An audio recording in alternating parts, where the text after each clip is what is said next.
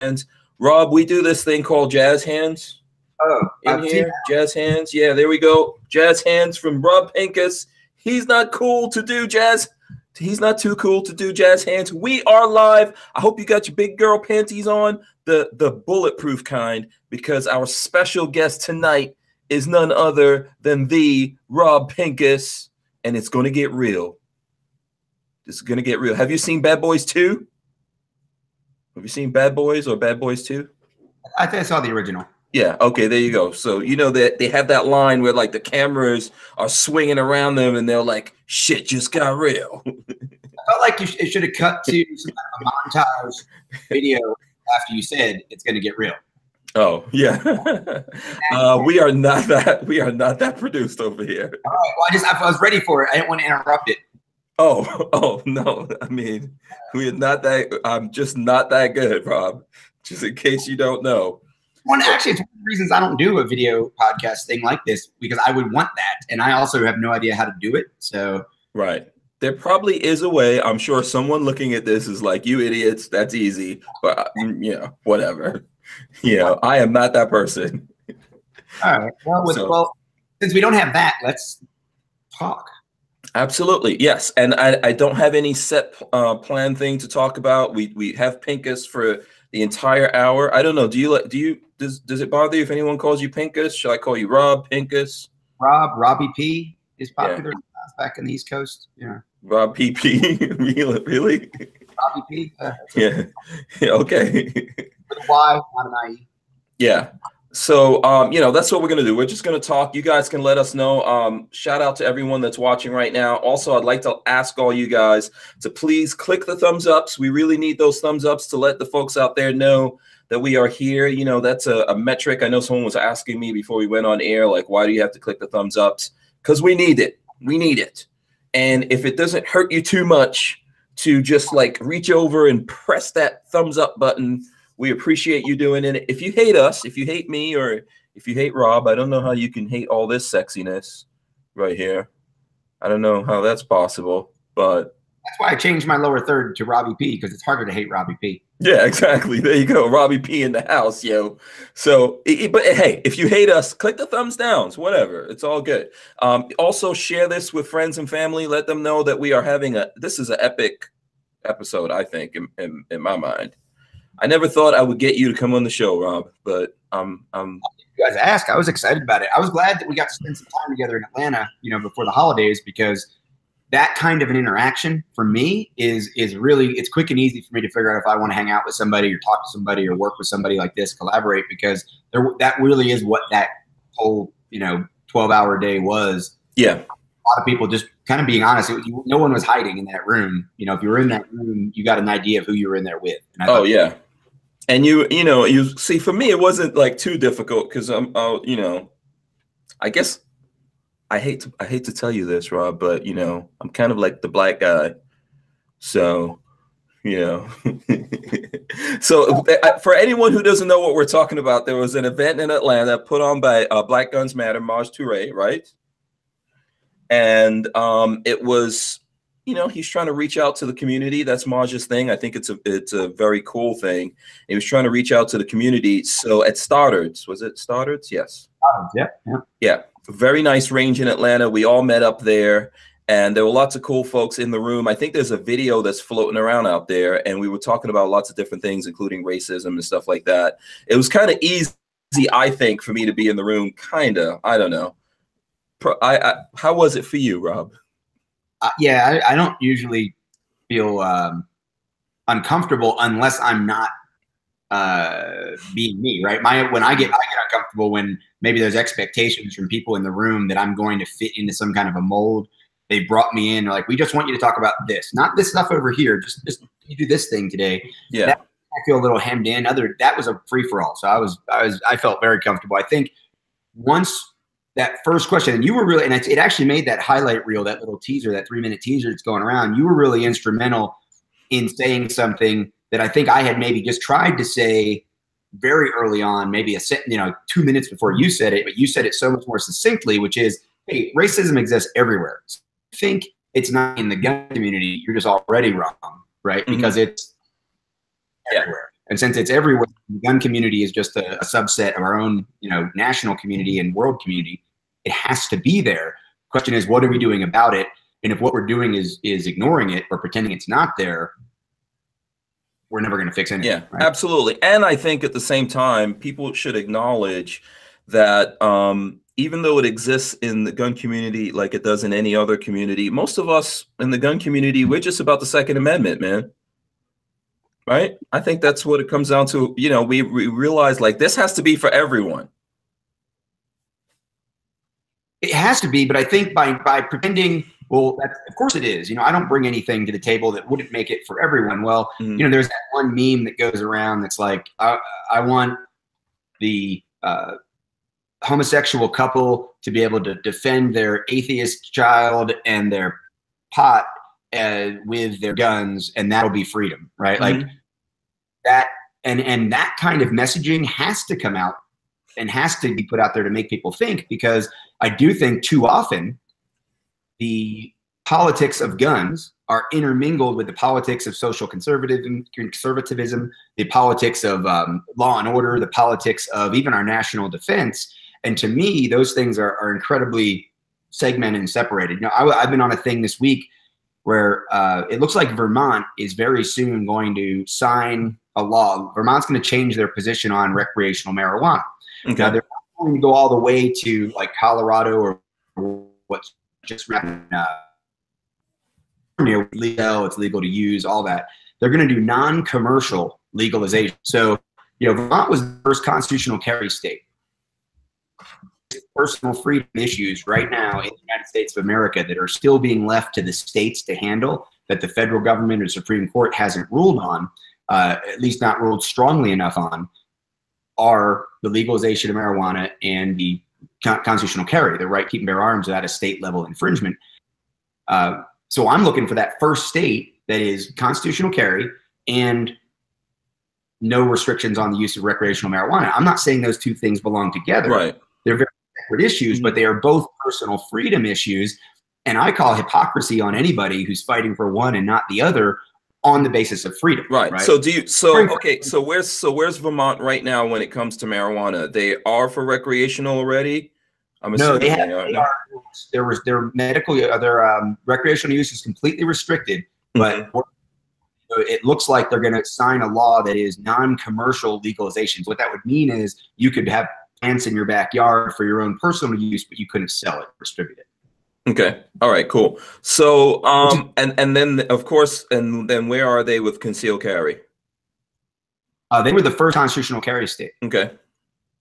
So when I moved up there in 1990, I could legally carry, even though I couldn't, I wasn't 21, but I moved up there to go to college, and they didn't have any restrictions on carry if you could legally own.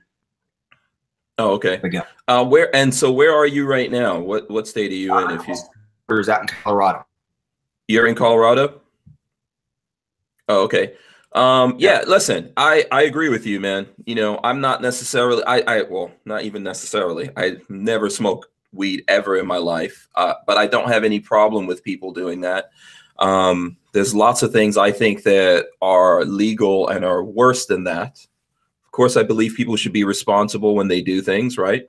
Just like driving or anything else. And I agree with you in terms of it being a freedom issue, and they kind of go together. But we always see, just like we're talking about different camps can't get along and work together. I think this is one of the camps that doesn't always get along and work together, even though these two things you would think mean freedom.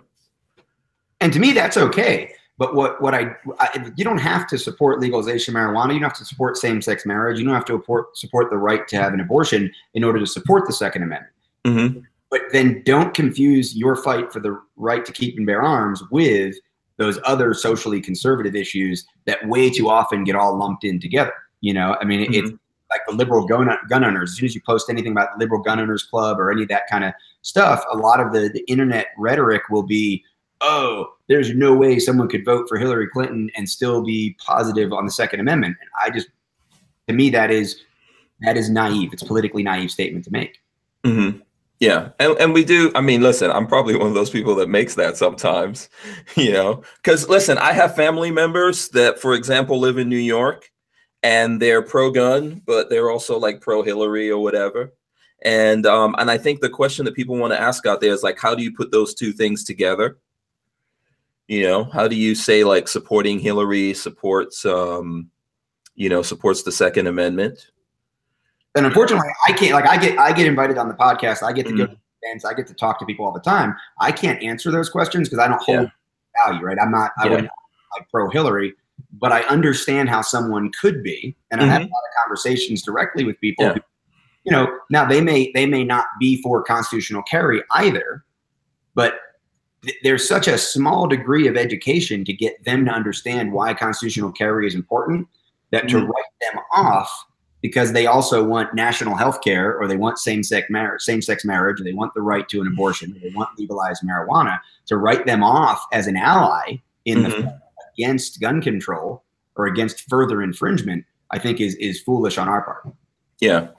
And I think, you know, I think it's happening a lot, and I think I understand why. But ultimately, if you believe in freedom, then you believe in freedom, man. People are free to do lots of things, right?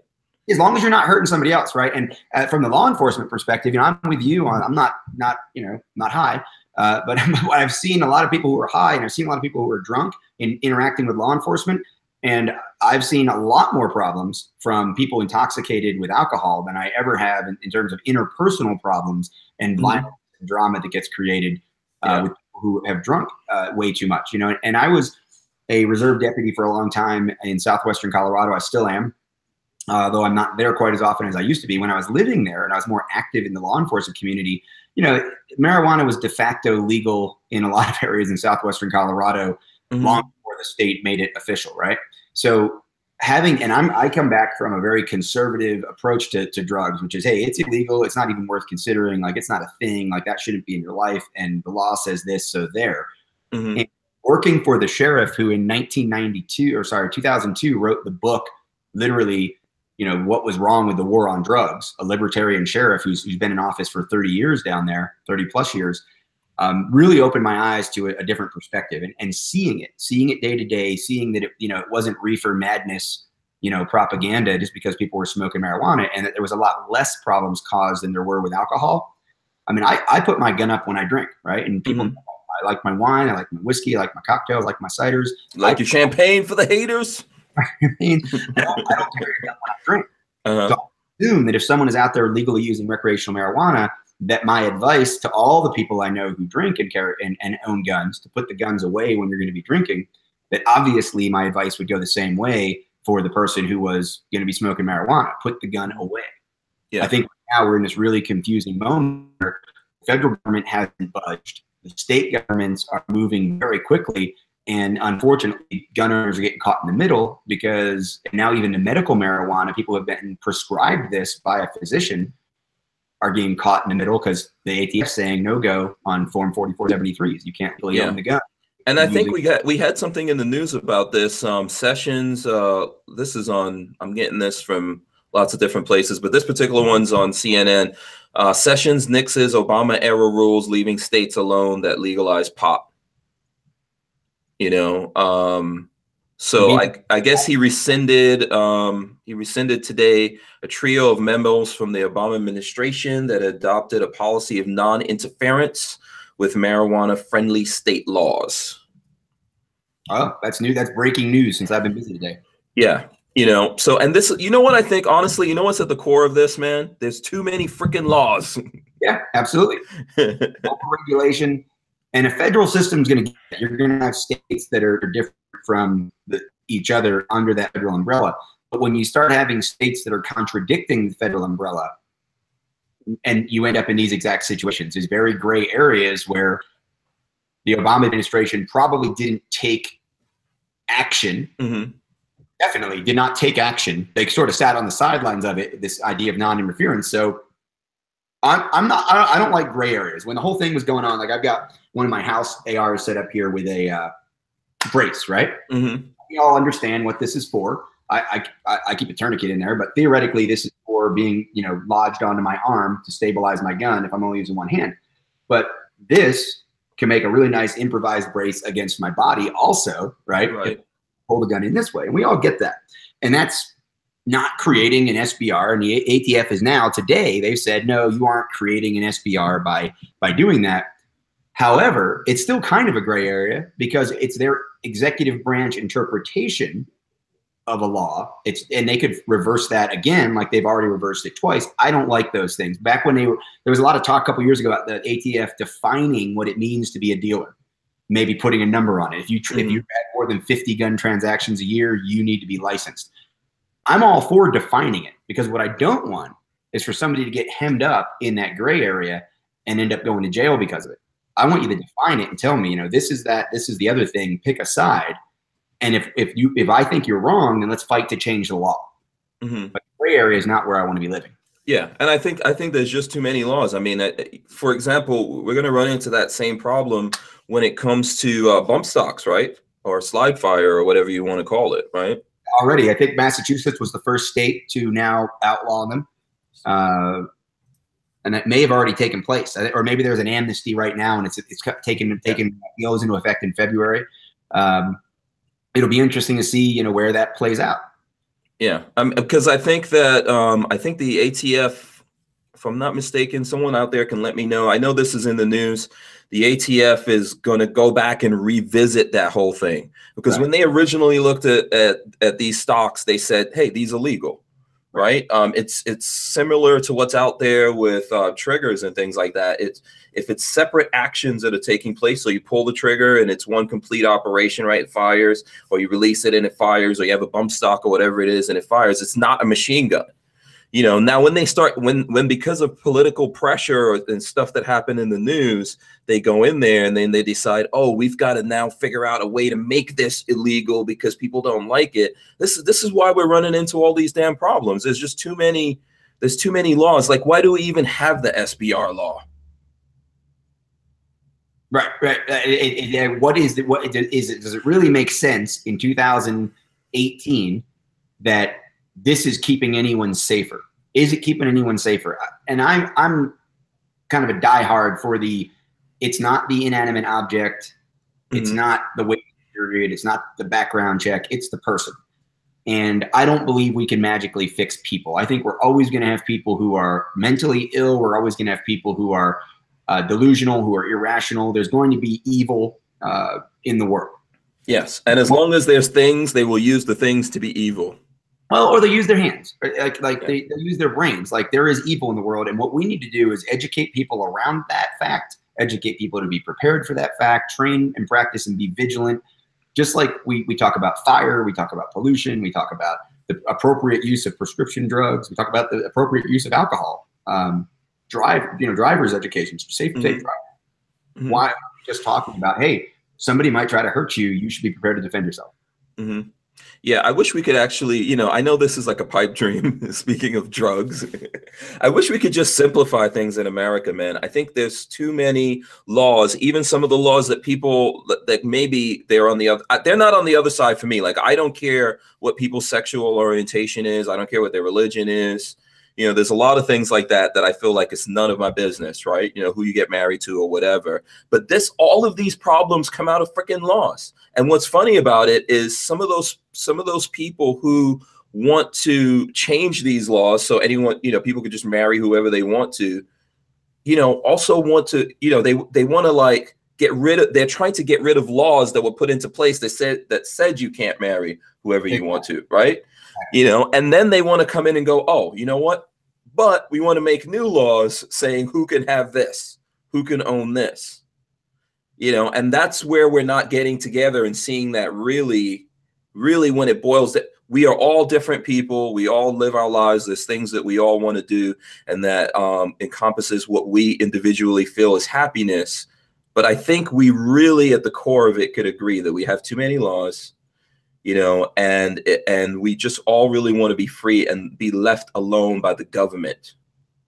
Yep, it should be the almost not how it's the act that you commit, not the way you commit it, is what should be judged, right? Like if you're trying to hurt somebody, if you're trying to defraud somebody, if you're trying to something you do endangers someone, the fact that you endangered someone is what I'm concerned about. I don't care if you endangered someone by driving while you were intoxicated, or by using a piece of machinery inappropriately, or you're a builder and you built the building wrong. Like, if you go back to like from a 10 Commandments kind of standpoint, right? Like even like something very rudimentary in human social development.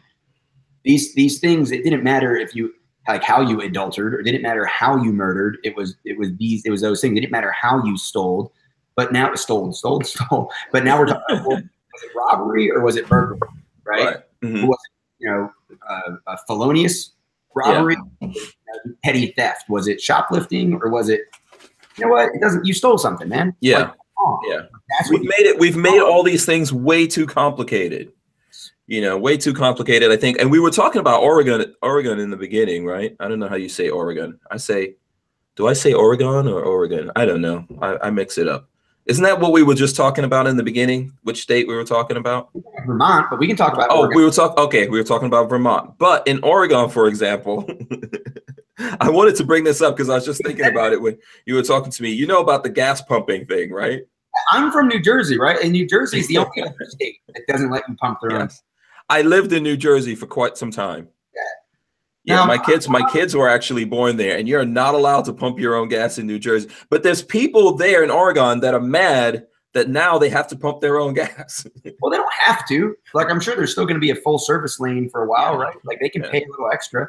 What amazes me now, here's the thing. I kind of get it. Like, I get the fact that I know someone. I'm not going to embarrass anybody on international video, but I know someone who spent most of their life in New Jersey, who put diesel fuel into their gasoline-powered vehicle because they had to pump their own gas in a state in the Midwest while they were traveling, and almost like, destroy the vehicle, and it was not convenient. So I get it. Like, if you don't ever do that, and now you have to do it, and somebody tells you the green one is diesel, don't use the green one, but then you go to a BP station and they're all green. Now I get confused. Like, you got to kind of figure it out, right? They will, like, they'll be okay. But it is amazing to me how much of the internet was all fired up the last couple of days about the Oregon gas crisis. Yeah, it's weird. Listen, I remember a long time ago, I saw this boyfriend and girlfriend, and the boyfriend was they were at a gas station. I was across the street, and the boyfriend was insisting that she learn how to pump her own gas. So he got out. He refused to pump the gas for her. He was trying to show her. And I stood there for like 10 minutes listening to this woman curse this guy out. Like, how dare you make me try to pump my own gas? Just on and on and on. But once again, I think, like you were saying, man, you are free to not pump your own gas if you don't want to. Like, go pay extra, or go, like, pull up in the gas station and go to that guy and say, hey, can I just give you $10 cash? Pump my gas for me. I do what you want, man, but don't. I'm sure there'll be some street hustlers that would love to. For me, I get frustrated in New Jersey and Oregon, and I spend time driving in both states every year. I get frustrated because they won't let you pump your own gas, right? I was in a little place in the middle of nowhere in Oregon this last year where it was like, well, I don't know what weekend it was, but for whatever reason, it was a holiday weekend. There were lots of people out, and it was a little lake community up in the mountains, and there was one little island. And literally, it was one older lady, in her 60s, going back and forth inside and outside, trying to run the cash register at this little mom and pop shop and pump the gas. With like 5 cars waiting. It's just like, come on, can I do this? Because I'll pump the gas for everybody. Let's get this moving. But you're not allowed to. So that gets a little. Yeah, no. In Jersey, it really wasn't bad because Jersey is one of the cheapest places in America for gas. For sure. Yeah, but I mean, I grew up in New York, where if you had to pay someone to pump your gas in New York, you're going to pay like $20 a gallon. So exaggeration, and you'll have to tip. Right. Yeah, you got to make a tip or what. You know what? We got off on a little bit of a tangent. I know. Freedom. It's a free tangent. You should be free to pump your own gas, and you should be capable of pumping your own gas. America. Yeah, I say just come on. I think we do need more freedom, and I think everyone can agree. Like you said, man, regardless of where you sit, if you're a Democrat or a Republican, a liberal, conservative, you're wherever you are, I think most people agree with the fact that we should be freer in America, that there's a lack of real freedom in America. I think there's very few people here that want the government to tell them every damn thing.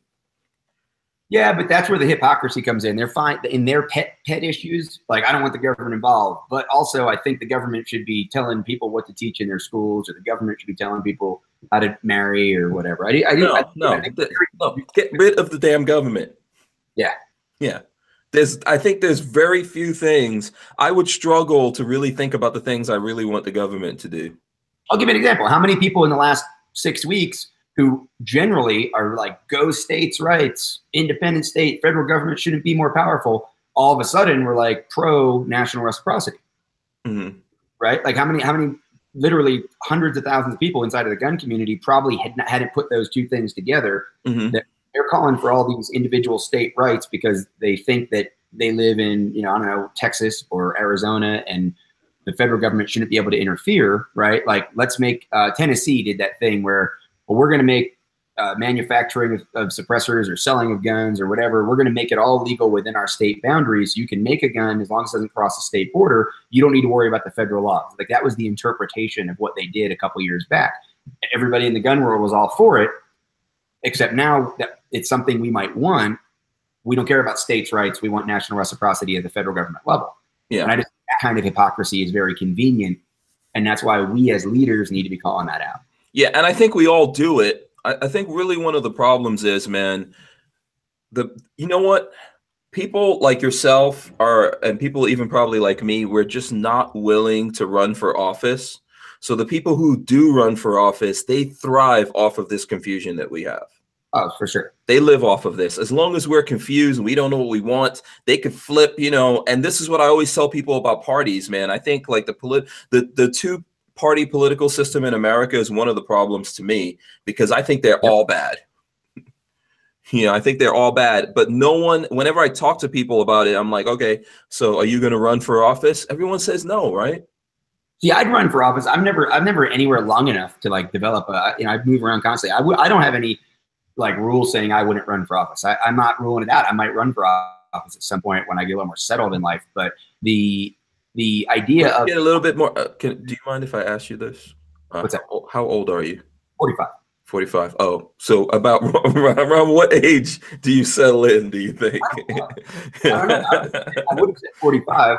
Yeah, I mean, I'm 45 also. I'm going to be 46 in a couple of months. As will I. Yeah. Yeah. So I'm just curious, like because I don't know myself, like when do you actually settle, at what age? But if it ever happens, right? Like if I actually, what I would say is put down some roots somewhere, or if I were to go back to a place where I've lived for a number of years, and maybe that I have some community tie, because I think that's the important part of really establishing yourself in the political world, is you've got to have some kind of local support, because it's just too easy, right? I show up somewhere like, oh, I'm running for office. Well, you've only lived here for 6 months. This guy grew up here. Well, he might be an idiot, but he grew up there, is going to get him a lot of votes over the carpetbagger or whatever term they use in that area. Right. Yeah. But that's not an excuse. It really is. My life's too busy. I'm too busy with my family and my business. But I wouldn't rule it out because of the way the system is. If anything, the way the system is what would make me want to be involved. And if people didn't want it, like I look at Rand Paul, right? I feel like Rand Paul was a great candidate. The people they weren't ready to break from that two-party system in enough strength to support him. Now, I was all for people voting for him so that possibly he would get a high enough percentage to make that third party more legitimate going into future elections, and I don't feel like enough people did that, honestly, because they were scared of what would happen if. Right. So instead of the long game of let's support the libertarian candidate, they took a very short game of let's not let Hillary win. Yeah. On our side. I think that's what happened on, our gun side. I think that's how we always screw ourselves up, I think, and I think one of the reasons for that is Americans in general, no matter what side they're on. I'm not saying Americans aren't suffering, but I'm going to tell you guys, most Americans have it too damn good until things really have to get tough for people to really think about this seriously, Yeah, it's the first world problems, right? My problem is all of a sudden I have to pump my own gas. Okay, well, you got good job, Oregon. Like, yeah, damn, it's tough out there. You got, that's what I think's going on with America, man. Because I think if people really suffered, I don't really think people are suffering, and because they're not really suffering, then they're not saying like, why the hell are we in this position? And then looking at it and realizing that it's both of these parties that are constantly creating the situation and confusing people, that today they're over here with you. And then the next thing you know, they flip and they're over here. But then these guys moved over here, you know, and everyone's trying to think like, where should I be? You know, am I going to figure out where I'm at because of my skin color or because I believe in this thing or that thing? And it's just a bunch of crap. When stuff gets really, really tough for people, they start simplifying shit. Absolutely. They do. I think you're right. I think they start making, they start making harder decisions, and it may not be a simple decision, but they start making those harder decisions because they recognize, okay, this isn't just me on the internet, like through a code name being, you know, expressing my opinion and being told I'm dumb. This is now feeding my family or getting a job or being able to afford a house. Mm-hmm. And you're right, things haven't been bad for a long time in the US. I can't say that, you know, I've ever had a situation where I looked around and I'm like, oh my gosh, my country is falling apart, right? It's never been Venezuela, right? It's never been like invaded. It's never, you know, we had our 2008 crisis, we had 9/11. You know, my first political memory is the Iran hostage crisis. You know, we've had our things in our lifetime, but we haven't suffered enough to talk about changing things at a huge Yeah, unfortunately. Okay, so you know what? I'm going to try to, because we usually what Lola always wants me to do when we start up these things is like get into some background and stuff like that. And so she's been giving me the signal that I didn't do any background, because there might be some people out there, Rob, that never heard of Rob Pincus. What's the signal for background? Like, oh no, it's background. Yeah, she comes, she gives me notes. There's a little board over there that she writes on. She comes and stands over there and looks at me like, what the hell's going on with you? I've gotten like 10 signals so far.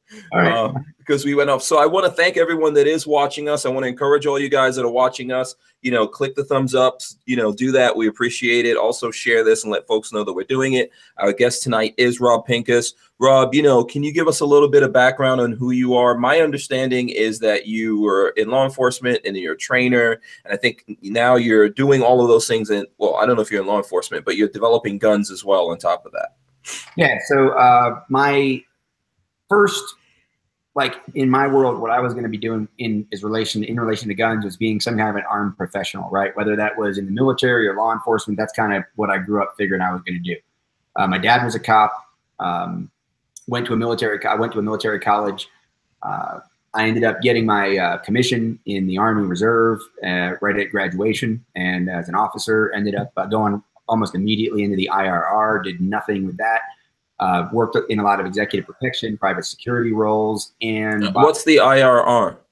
Inactive Ready Reserve. It's like if Canada and Mexico both invade and personnel command is in Kansas City, like they're just about going to get there by the time they get to my name. Like, okay, we need you too. Okay, this was like the Clinton cutbacks were all going on, and there were a lot of people getting early outs. And a lot of people that had even new commissions were being told, we don't have a place for you. You know, will you take a transfer to this place where we need you? And I'm like, no, I don't want to go to North Dakota and be part of the finance corps. You know, so, okay, well, we have to put you in the IRR. Okay, put me in the IRR. And I was, you know, like I said, I was very busy in the security world by then.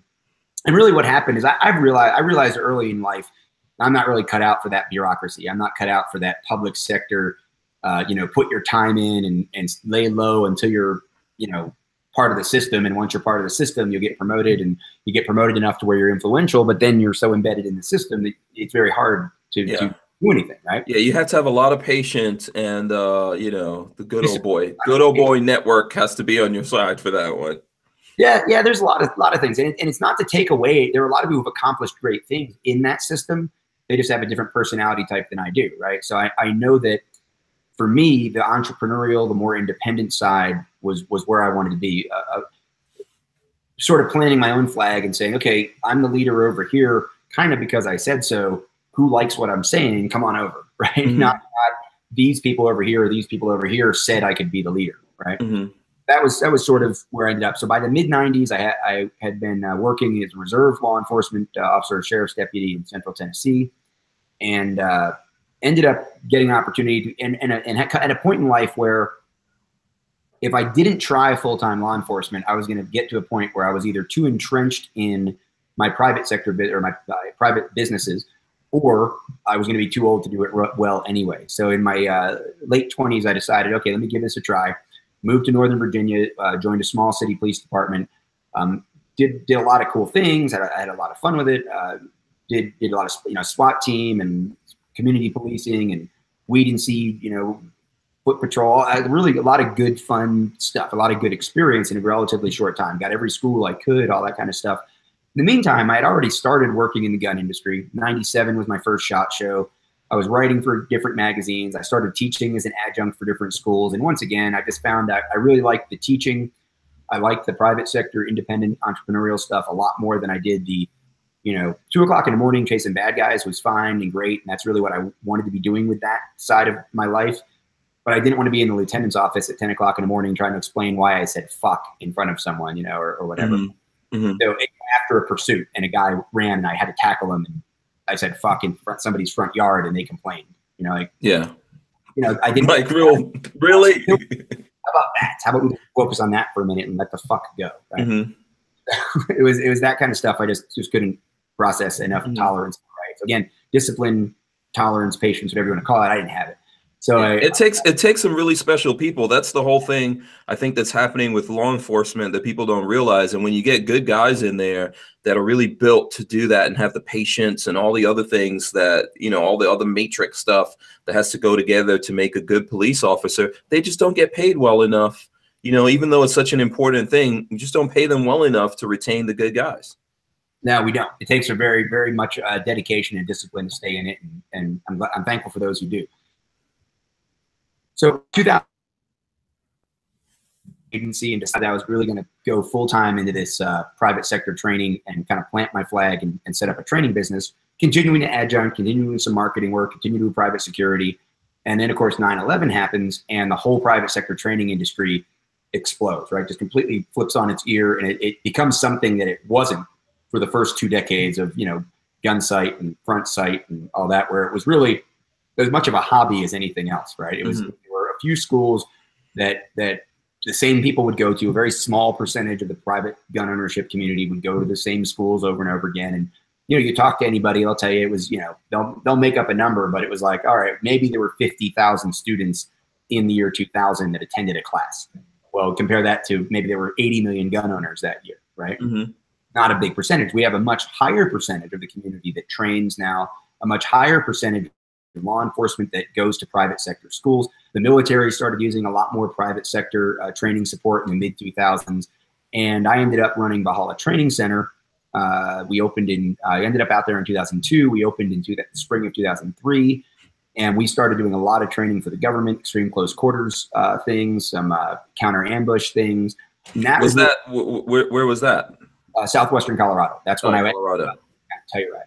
Okay. So, a facility that was very unique. It was built for a very unique purpose. 9/11 shifted gears for the owners away from recreational stuff to seeing if they could, capitalize on the opportunity to make some money. They didn't have a training program. I ended up in the right place at the right time to establish that training program for them. We did some great things, and it became a little bit of a laboratory for me to refine what it was my curriculum was, what my idea of a training program was, and to experiment a little bit. And we did that. And by the end of the 2000s, the owners there had decided to shut the training center down because their sister projects in southwestern Colorado were not meeting with success. So ICE Training Company was born. And ICE Training Company is my company, and it's the umbrella company that really everything else operates. And that's still around today, right? That's what you do, whatever training you do out of that. ICEtraining.us, people can see the schedule there. ICEstore.us is where they find the DVDs and the books. And again, a lot of the courses can be found through there. And that's the hub. That's my company where all the training really works out of. And then we've got the combat focus shooting program, intuitive defensive shooting programs, our advanced pistol handling, the Defensive Firearms Coaches Program that is now going to be a collaboration with the United States Concealed Carry Association. All of that is underneath that umbrella. And of course, ICE is more the Rob direct route to the training. And then Personal Defense Network is the communications hub for not just me, but for a lot of great contributors and collaborators who put out information everywhere from the legal stuff to the gun stuff to the unarmed stuff. All of that goes through personaldefensenetwork.com, which I'm the executive director of. And that project went online in 2010, but started as a DVD series in 2005. And we actually produced about 112 DVDs in that series over the course of about a decade, maybe 12 years. Really started tapering off our DVDs in 2015 and focusing on the online distribution through PDN. But that project I'm very proud of as well. Okay, just for anyone who wants to know, like if you're watching this later, you're watching it now, I just shared a link for the ICE training, and we're going to get that into the description as well for anyone that's interested. I know there's some questions like, you know, how can folks find your class in 2018 and the schedule and everything, right? That's where they would need to go. There they go. Yeah, that's the best place to start. Personaldefensenetwork.com also has a training tab, and our Personal Defense Network training tour is where about, I don't know, 50–60% of my live training gets done every year during the tour between March and the end of July. And that calendar will be up and running probably by the end of the month. We usually put those courses out around February 1st, and then the tour starts the last week in March. And there'll be 12 instructors on the tour with me this year. Okay, and that's going around the country? That goes, yeah, I start in Florida at my home range in St. Augustine. And I end at Mike Hughes's place, the CERT, Mike Hughes, if you're familiar with the CERT pistols, next level training. I end up at their home range. Oh, cool. Yeah, let's see that again. Right up on the Canadian border. This is a training pistol? Yeah, this is the CERT pistol. A lot of people are familiar with the oh, okay, yes, I have. Okay. This is just the mini one. I think it's one of the coolest things that's happened in the training side is that CERT's next level training, the CERT pistols now support the subcompact guns, right? Yeah. So training guns are only full-size guns, and obviously, I mean, I carry an XDS, right? This is a lot more like an XDS. Yeah. You want to train with something like what you carry, what you actually carry, dry fire stuff. Finally getting this to market this year, but they host the last class every year of the tour traditionally, and it's about 30 stops from between Florida and Washington State. Okay, and I encourage you guys, like, stay tuned here because I guarantee you that Rob has gun porn. We call it gorn here. Right? Oh, yeah. We got gun porn that's coming up. And you said that your home range is in St. Augustine. I know you were telling me something about St. Augustine. So you are going to be doing a class there again, right? Because I missed the last one. My first classes of the year are actually next weekend in technically, I'm doing an instructor development class next week, Tuesday, Wednesday, and Thursday at my home range in St. Augustine, Ancient City Range. It's kind of a special instructor class for USCCA leadership as part of this collaboration that we're launching in April. So it's technically an open class, but almost everybody involved is involved with the USCCA instructor program and development already. So a bunch of people are coming down from Wisconsin, from their headquarters, to join us down there. That's going to be a lot of fun and very, very productive in terms of this last couple of milestones we have to get that program launched. And then I'm teaching in Tampa at a new range, one place I've never taught before. So I'll be in Tampa on the 12th, 13th, and 14th. And then I really don't teach again until March. Maybe there's one or two classes, but this is definitely the slow season on classes. So I'll launch the tour in St. Augustine with a week worth of classes and then start heading north all the way up to New Hampshire and then cut back through the Midwest all the way across the Rockies out to California and then head up the West Coast through Oregon and into Washington to end the tour. Wow. Okay. Very cool. So just, you know, and the best, what was the site that you said was best to keep track of that? ICEtraining.us. Okay, there. Yeah, I did put up a link to that. Okay, so there's a link up for anyone that's interested in that now or later or whatever. There's a link up with that. And then, you know, so when did you get into to actually doing guns? Because I know now you're developing guns, right? Yeah. So we started. Let me see. I got a locked case here. I don't know. I have no idea why it got locked, but it was. I thought it was unlocked. Probably just habit. I closed it up and spun the tumblers. But I've got a PD10 right here. This is the first gun from Avidity Arms, and it is this one's very, very Gorn-ish because it's Cryptech Typhon. Oh wow, nice, nice. PD10. And this is nothing like what I saw when I saw you in Atlanta. No, I think I had just a regular old black and gray one there. And I've kind of got it. The configuration that I have this in right now, the one that I've got, is actually not even a PD10. This very few people have seen. This is a PD8. So this is a top grip, 8-shot version. A lot of people have asked how big is the grip. Well, you can see I've got, you know, probably medium, large, not you know, super large hands, but definitely not small. And I can get a full grab on that. Hold it something like an FN. If you're familiar with the FN S9C, you can see I can't really get a pinky grip on there, but this one I can, and that's 8 rounds plus 1. Now, okay, so yeah, I've heard of the PD10. I was not aware that you were going PD8. Have you finished developing the PD10? Is that out yet? Is it coming out soon? What's going on? We're finished with develop. We're kind of in that limbo stage of there's nothing really else for me to do because all the design work is done, all the tweaking work is done, all the now the things that has to happen are like they're more like bean counter operations where somebody has to decide if the slide stop is going to come from vendor A or vendor B, or which material we're going to use for some piece inside there. And so it's much more of an engineering nickels and dimes production thing. We've got, you know, 6. Can you hold that up a little bit higher just for the folks who haven't seen it at all? So this is the full size PD10. That was, I showed you guys the, that chopped version there. That's the 8, right? This is and that is, I think I did technically show that on one other podcast, but not very many people have seen that one. This is the PD10. This is what the first gun that's going to be coming out. It's a 10-round plus 1, 11-round single stack gun, very thin, designed around the 9mm cartridge. It's not going to be a 40. It's not going to be a 45. It's designed. It's a 4-inch barrel, specifically designed to fit as many hands as possible on the grip, to be comfortable and ergonomic for as many people as possible, and still comfortable to carry full-size grip shootability. You know, and that's so I talk about balancing.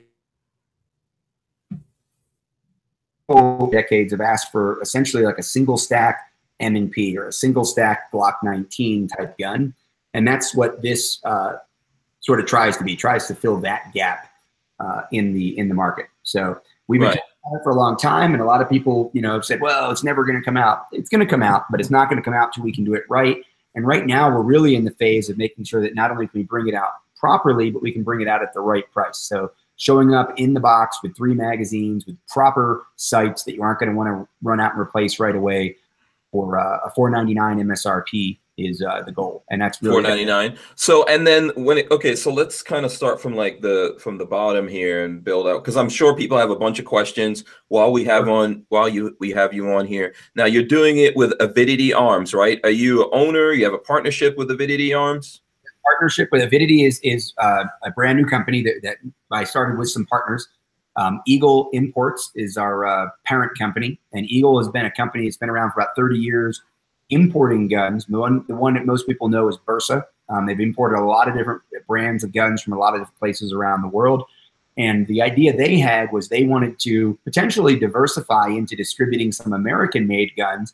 And when they looked into trying to wedge into that market, it really wasn't going to help them that much. What made sense was, well, wait, if we're really going to be serious about this, and this conversation first started in about 5 years ago, was maybe we should look at developing our own guns and coming up with our own brand of guns. And whether it was Eagle Defense or Eagle Firearms or whatever, in those conversations, the idea of coming up with a sister company or a subsidiary, and then, like I said, a lot of my friends at Eagle knew that I'd be interested in designing a gun. And they came to me about, you know, you want this role as vice president of design and really be in charge of either designing a gun from scratch or supervising the development of guns that might be designed by other people. And that's where we started. And the PD10 is our first gun. PD8, and it's from scratch. It's not based on any other handgun that exists out there. You know, it's like, you know, you see the memes. Every gun since, you know, 1906 or 1897 has been designed, you know, with some variation of the Browning 1911, right? The 1911 design. So to that extent, this owes a lot of lineage to a lot of other guns. The trigger mechanism is very much Glock-like, for example, but the pieces, it's this piece, that piece, the other thing. A friend of mine who also is a gun designer said that we really haven't had true innovation in a long time in handguns. We've seen evolution and tweaking and improvement, but we haven't really seen true innovation in any super significant way. And I would agree with that. So there's nothing in here that's like, no one's ever done this before in any way close to this, but this combination of features, combination of dimensions is unique on the market right now, although certainly there are things that are close.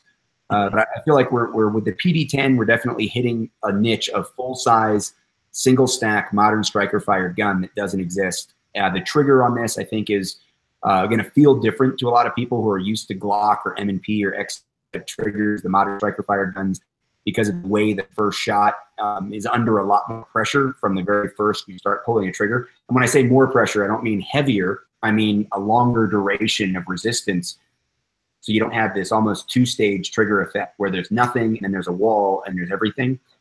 This is much more a, here's what the trigger feels like, fire the shot, and then a short, crisp reset for the follow-up shots. Okay. I would almost like a DASA-esque, but the first trigger pull is going to be about 4.5 pounds of an inch, and then the rest of the trigger pulls will be about 4.5 pounds and only take about 1/3 of an inch, 1/4 of an inch to 1/3 of an inch to fire. So it's a pretty unique trigger, but it's not unique technology or engineering. It's just the way we've set the trigger up inside the gun. Okay, cool. Now, so there's a couple things I want to ask you about that. I know that I did handle one of these. I didn't get a chance to shoot it. I think when you brought it to Atlanta, you were letting people shoot it. Oh yeah, a bunch of people got to shoot it. Yeah, I'm sorry. Yeah. You didn't on that. Yeah, I just got caught up in a bunch of stuff, man, to be honest with you. But I did like the weight of it and all that kind of stuff. So, and I see we've got some questions here, specifically our friend Patrick from the Firearm Rack. I don't know if you know Patrick Roberts, formerly of the Firearm Blog, you know. And now he's doing his own thing. Yeah. So okay. Yes. I know the name. Now I got it. Yes, yeah. You should, if you've ever met Patrick, you will never forget him. So there you go.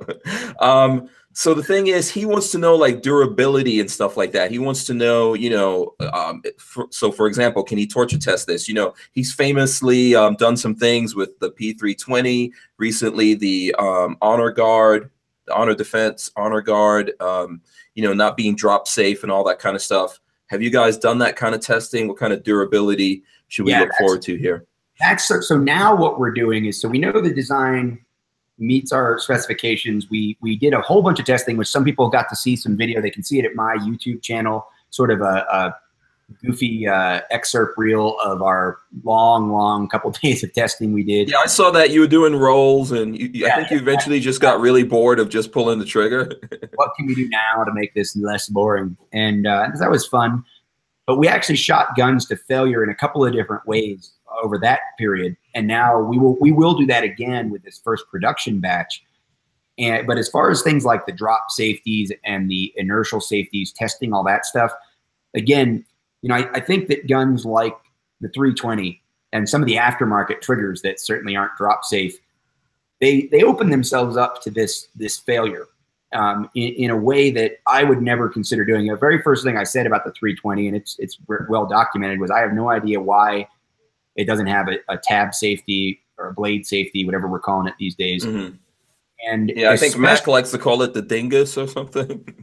Yeah, but especially for as short a trigger travel as it had.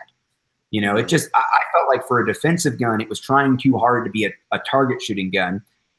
A person who already likes SIG and is already a big SIG fan, they're exactly the type of people that I see come through classes who are going to love a trigger like what the 320 came with without really having thought through whether or not it's a great defensive trigger. Now, I never thought it was incredibly dangerous, but I'll give you an example. There was a situation that happened, I don't know, 2 years ago, two plus years ago, where an instructor was in a parking lot with a bunch of students, and to make a point, took a gun from a student, put it on the ground, and stepped on it to say, it's just a tool, man. Right. And then it went off. Well, that gun happened to be a 320. And my understanding of that situation is that was a habit that guy and or some people in that school had sort of done that demo many times. My guess is he had done that demo many times with Glocks or M&Ps or XDs and other double action, single action type guns that never had an issue, but wasn't familiar with just how short and crisp. You know, my guess is if you'd have told that guy, hey, here's a 1911, I'm going to take the safety off, go ahead and do that demo, that dude would have been like, no way, man. Yeah. Was that a 320? I always thought it was a Glock. No. I don't know. There might be several situations. Now, the one at 1 second Sacramento that I'm thinking of was a 320. Mm-hmm. And as soon as I heard that, it kind of, and not to excuse that behavior or that habit, but to say, oh, well, that kind of makes more sense to me now that the way I heard the story is actually all that happened, that the guy just, stepped on the gun and ground it into the dirt a little bit because that trigger was so short and crisp. So they brought themselves to the table with a gun that was right on the edge of anybody's being accepting it, right? And I think if it wasn't a big company like SIG, they would have had a lot more people call them out and say that trigger is just too short and too crisp for a defensive gun, especially without a manual safety or a tab or blade safety or a dingus.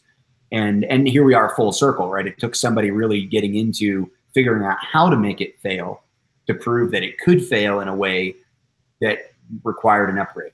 Yeah. And that's the last thing I want to do with my gun is go out with something that's going to compromise what I think is good to sell more guns. In other words, I think a longer trigger travel is better for that first shot.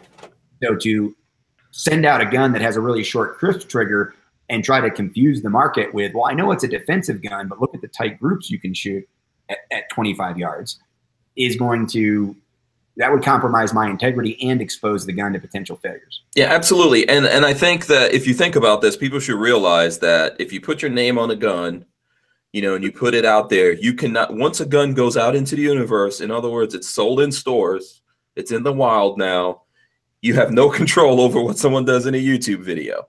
So people aren't gonna, you're putting your name on it, but that doesn't mean that people are gonna go, hey, Rob made this gun, I'm not gonna tear it apart. Actually, it's gonna be the opposite of that. Exactly the opposite. That's yeah. great. Yeah, Patrick is already planning that. By the way, he says that he met you in an elevator in Atlanta, and it was weird because you had a pillowcase in your hand. Yeah, no, that's pretty much, that makes sense. Yeah. Let's not talk about what was in my other hand, Patrick. Yeah, I don't know. Were you up to something nefarious? Who knows? Yeah, I think you froze there for a second. What did you say? I did. I was just saying, let's not talk about what was in my other hand. But what's important to realize is you said something there about, you put your name on a gun, you put it out there. I've already had to come to terms with the idea that the market's going to find something that we could have done better, right? I've already come to terms with the fact that somebody's going to do something dumb with this gun and hurt themselves. Somebody's going to come to the table with having done something so negligent and reckless that they hurt another innocent person with their own stupidity with my gun. A bad guy might get their hands on one of my guns and kill a cop with one of my guns. And I have to believe that what I'm doing is bringing something to the universe that is going to be used for much more good and positive, and that much more good and positive is going to come from this than those negative spikes. There's a friend of mine in the training industry that just found out that a guy who killed a cop had attended a few of his classes last year, and he's dealing with that. Like the guy was a vet. The guy, had legally bought the guns. There was nothing this guy could have done about it. But he's dealing with that. If you're in the training industry and you already thought about that, shame on you. Yeah. Videos show up as a piece of evidence in a murder trial where the prosecutor alleged that my video was one that the killer used to learn how to kill. So we have to deal with these things. We have to be prepared to deal with them, and to not talk about them is naive. Yeah. Because hopefully, right. I'm sorry. Go ahead. I was gonna say, maybe there's somebody out there right now who wanted to hang up their shingle and become a firearms instructor this year that never thought about that. Think about it before you get into this business. Yeah, absolutely. And I think the rule is that we are all responsible for our own honor.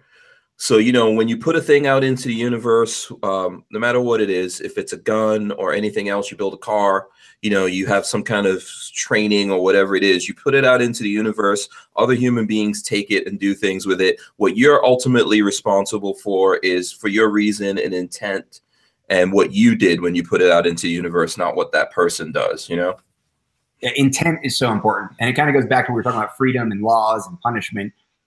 Even like when we had a big conversation, one of those, get together, have a couple of drinks and talk about the universe and meaning and philosophy. One of the conversations I was involved in this past week was about offending people, and it all being about intent. If you said something willfully to hurt somebody, sorry, but you've done something wrong. If you said something accidentally and it offended somebody and you feel bad, now I empathize with you and don't make that mistake again, right? Yeah. But there has to be an education and there has to be an understanding from both sides. If someone's been offended, well, what was the intent? And if there wasn't intent, have you educated that person to let them know that that's not appropriate or that you don't appreciate it, and then let them make an educated decision about whether they want to do it again? Absolutely. Yeah. Now let's stick to the gun a little bit. I know we've got some questions about magazines, and I know when I was watching your stuff with the testing, you did have some issues with the magazines. Have you guys cleared that up? And then also what's going on with the magazines? Can we switch these between the guns? Yeah, so this is a Chip McCormick 10-round 1911 magazine. That has been the magazine that has been, and we're ending with that one. That is the X that work the best with the gun. And, you know, no wonder it's the best 10-round 1911 magazine out there in general that our gun works best with. Now, when it comes to and you can actually see this fabricated reduced magazine. This magazine is cut down to fit into that shorter gun. Now, I can take one of these longer magazines and put it in there and it locks in and it would feed and it probably would drop free and do all the stuff we want it to do. But here's the trick. With a straight walled magazine, if it doesn't have a spacer or a block of some kind, you might have seen some of the 10-round 1911 magazines that have a little tab that comes out right there to stop where the normal ones do. This can come up and hit that extractor and actually break the extractor, or you can have it go in too far and get jammed in there. So theoretically, yeah, you could use the larger magazines in a smaller gun, but we're going to have to come up with one of those sleeves, or we're going to have to come up with a stop. We're going to have to come up with a way to make sure you can do that without damaging your gun. Yeah, because when you do that, like slap the back of the magazine thing, yeah, you might mess yourself up. The Smith & Wesson Shield is one that you take the sleeves off those extended magazines and slam it in there, you're going to break that ejector. The Smith & Wesson XDS doesn't really suffer from that. The way the magazine's built, the way the magazine well is built, you really have to be King Konging that thing in there to damage the ejector. Well, this gun happens to be more like the Shield. If we don't do something to put a spacer in there, you can't put the full-size mags in the smaller gun. Okay, and the gun, and now, so just so I can get this straight here, the gun is designed around a 1911 magazine? 10-round 9mm 1911 magazine. Now, what we found is this. Just about any of the 9-rounders will work. You can go buy 9-rounders, the cheapest ones you can find at Brownells, and you're probably not going to have any trouble with a 9-round capacity magazine in the PD10. But if you want the 10-round capacity that the gun's intended to have, 10+1, the full 11 rounds, Chip McCormick magazines are the ones that we're going to be shipping with the gun. Those are the only brands that we're going to be recommending. So what comes with the gun and or Chip McCormick magazine 10-rounders are the only two 10-rounders that we're, you know, if you call us and say, I'm using Wilson 10-rounders and it's not working, we're going to say, yeah, we know. That's why it's in the manual to use these other ones. Okay, and so are you guys going to do anything polymer? No, these will be metal magazines. So I'm, you know, especially in the single stacks, the polymer on polymer, there just isn't a lot of room in there it's very easy to kind of screw up your drop freeness. So I like a metal magazine in a polymer gun or a metal magazine in a metal gun to ensure the drop freeness.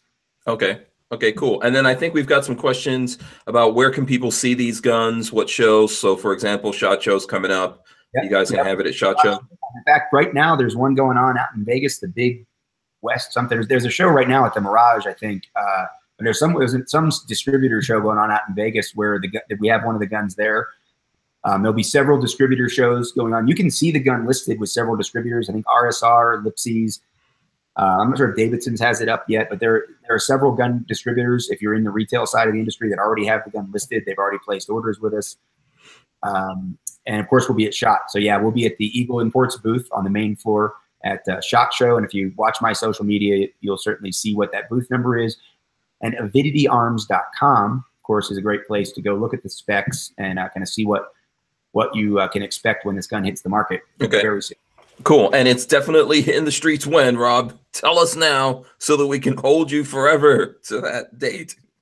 When it's ready. Okay, good answer. Yeah. I know I told some folks that you were coming on and they're like, yeah, when is the PD10 coming out? That's what I want to know.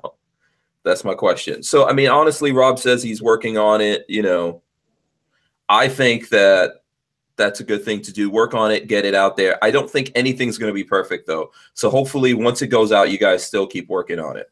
Got to be safe. It's got to be reliable. And there'll be tweaks. You know, like I said, we shot a couple guns to failure. Here's the good news. One of the failures that we had had already been identified from the engineering side, and it was already a design change. But we were shooting a slide that was from one of the early product runs, and the money was on, okay, it's probably going to fail here. And it did. So that's great. Like if the engineers predict when the gun's going to fail and they're right, that's a good thing, right? We know all these guns are going to fail. The cars are going to fail. The refrigerator is going to fail. If it surprises us or it happens really early, we have a problem. There was another failure on the frame side that was unexpected at the point we got it. It actually happened. It occurred after the slide break had happened on the same gun. And probably the slide crack contributed to it showing up earlier than it would have anyway. And it helped us identify a place where we could very easily, without much fuss, strengthen the gun in a way that may or may not have been necessary, but it actually made the gun stronger. So that's one of the things that comes out of this testing is, well, we can put a radius in there instead of that straight edge, and it makes that area stronger for like no effect really on our side. Yeah. Okay. Very good. And in case, you know, this will be my final thing, unless anyone else out there has any questions on it. What are you doing for holsters? We've got a bunch of different holsters that are already being made for it. There have been made for it, I should say. So we've got some from Filster up in Philadelphia. Crossbreeds made one for it. Castle Bravo has made a couple for it. And lots of people have expressed an interest in it. I had a great conversation right before Christmas with Scott Evans over at G-Code, who I've known forever, about getting incog support for it, as well as maybe some other things that are coming up from his side. We know that it accepts the attachment for the Omnivore from Blackhawk. It will probably fit the... You broke up there for a second. Oh, sorry. We know it fits in the Omnivore with the attachment from Blackhawk. We believe it's also going to fit in the smaller size, the one that's made for the Shield. As far as the Safariland, we think it's going to fit in there. And if not, we'll figure. They'll tweak it. Or we'll tweak. There'll be plenty of support from a lot of major players. And honestly, I'm kind of excited about some of the smaller guys like Castle Bravo, Spencer Keepers, Filster. Those guys are wanting to support the holster as well. Nothing worse than a gun that is released on the market as supposedly as a defensive gun, but has no holster support. So yeah, we probably even jumped the gun a little bit early to get some of those prototypes done, but there will be holster support for appendix carry, inside the waistband, traditional, and outside the waistband when we launch. Yeah, absolutely. And so like, what if some smaller companies want to get in touch with you in terms of doing holsters and things like that for them? Out to me directly through social media, or just hit the info at avidityarms.com, hit the contact us link through the website or through any of the social media for Avidity Arms, and we'll definitely add you guys to the list. There's no proprietary exclusive, like we want anybody and everybody to get involved. Okay, very cool. Babyface P from my channel wants to know what colors you're going to have for the frames. Gray. So the guns will first be in gray. It'll be a gray and black configuration like that. That'll be the first production run of 6,000. Probably all black will be the second thing that we do. And like I said, we're working with different people. We've got the Cryptech gun. I've got two super cool guns. Can you hold up the Cryptech one again? Let's take a good look at that. Get this kind of back here. Joint Force Enterprises. Just up a little bit higher. Up a little bit. Up. Okay, and then there you go. Okay, so there's the Cryptech. This gorgeous job. Is that gonna have a premium on it? Yeah, it's like we're not going to be offering these from the factory. We've done some things with collaborators like Savage Cerakote up in New Jersey, because I'm from New Jersey, because Eagle's based in New Jersey. Avidity Arms is coming out of New Jersey, and Savage Cerakote, he's one of our Jersey guys, so he's working on a special gun that we're going to be debuting at SHOT Show. He's actually the first one doing a custom Cerakote. We've also got Blown Deadline. A lot of people on the Instagram know what they do with guns. They're working on a custom project for us. We're also going to show that off probably right around SHOT Show. So there's a bunch of guns that are being done just kind of show off the potential. You know, a lot of the aftermarket support we expect for this gun. You know, we're doing some collaborations with holster companies, collaborations with Viridian laser light stuff.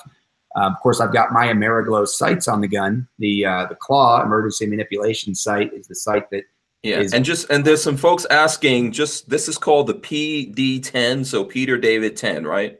PD10. Okay. Arms, Avidity. Avidity. Yeah. There you go. So for anyone who's interested in that, I mean, you know, there's some folks out there that may not have heard of it. Yeah, there you go, right there. Avidity Arms. It's spelled out on the bottom of Rob's his thing right here on the bottom. If you look at that. So, and then you guys are developing some other stuff. When I saw you out in Atlanta, you had was it the Brutus? What was that? What did I have? What was that thing? You had this like really, I had no clue. You put it in my hands and I was like, oh, this is a really cool gun. It's probably expensive. I took a picture of it and then just totally forgot until I saw it somewhere and it was like, I don't know, $10,000 or something. $7,500 is the MSRP on the FK Bruno. It's an amazing pistol. It's like a work of art, and it's the capability. It's got an incredible capability as far as the round. You know, developed the 7.5 FK round was developed in conjunction with that pistol specifically for it. People can, if you want to just like hit the search engine and put in, you know, Rob Pincus FK space BRNO. It's a Brno, a city in the Czech Republic. And you'll be able to see a great video they put together from a visit I did to their factory and sort of to learn about the pistol last February. And they've just started bringing them into the US. They're not available for retail sale yet, but some test guns are in. The ATF's approved them. I expect the guns to be selling probably early February. But they're works of art, man. They're just beautiful pieces. Okay, awesome. And you said you don't have one there now, right? I don't have one sitting right here right now. Oh, okay. What other guns do you have? Just out of curiosity. Well, let's see. I've got my XDS. I've got my carry gun. So I've got that sitting here. I've got what else did we see? We saw someone wanted me to ask you about Springfield Armory. What do you feel about Springfield Armory? All the stuff that happened in Illinois. That's a lot. So here's the summary. They hired someone along with Rock River Arms. They hired someone to represent their interests. That person made a bad decision under some pressure, political pressure from the leadership of the opposition at the last minute to change a position officially from the lobbying organization that was backed by Springfield and Rock River Arms. They pressured him to change a position from opposing something to no opinion. Not to go all the way to showing support from it, but just to go from opposing it to neutral. And the idea was, it's a political wrangling thing, right? Let us get this out of committee. We'll support you on some other things later. You know the governor's never going to sign this. It's never going to be made law. But let us get it out of committee to make sure Bill's happy, and then Bill will support you on the next one, right? It was kind of one of those deals. It was a bad decision. It obviously blew up in his face. He lost his job. It caused a lot of embarrassment for Rock River Arms and for Springfield Armory. And unfortunately, as people do, they stopped listening after the first report, right? The first report, Springfield sells out the gun owners in Illinois. Yeah, we were very upset about this. Yeah. Me included. If you read the first report, you didn't sort of look into it any deeper. Of course, now my first call was, hey, my logo's on the side of your logo's on the side of my truck. You're sponsoring my tour. I got to know what happened here.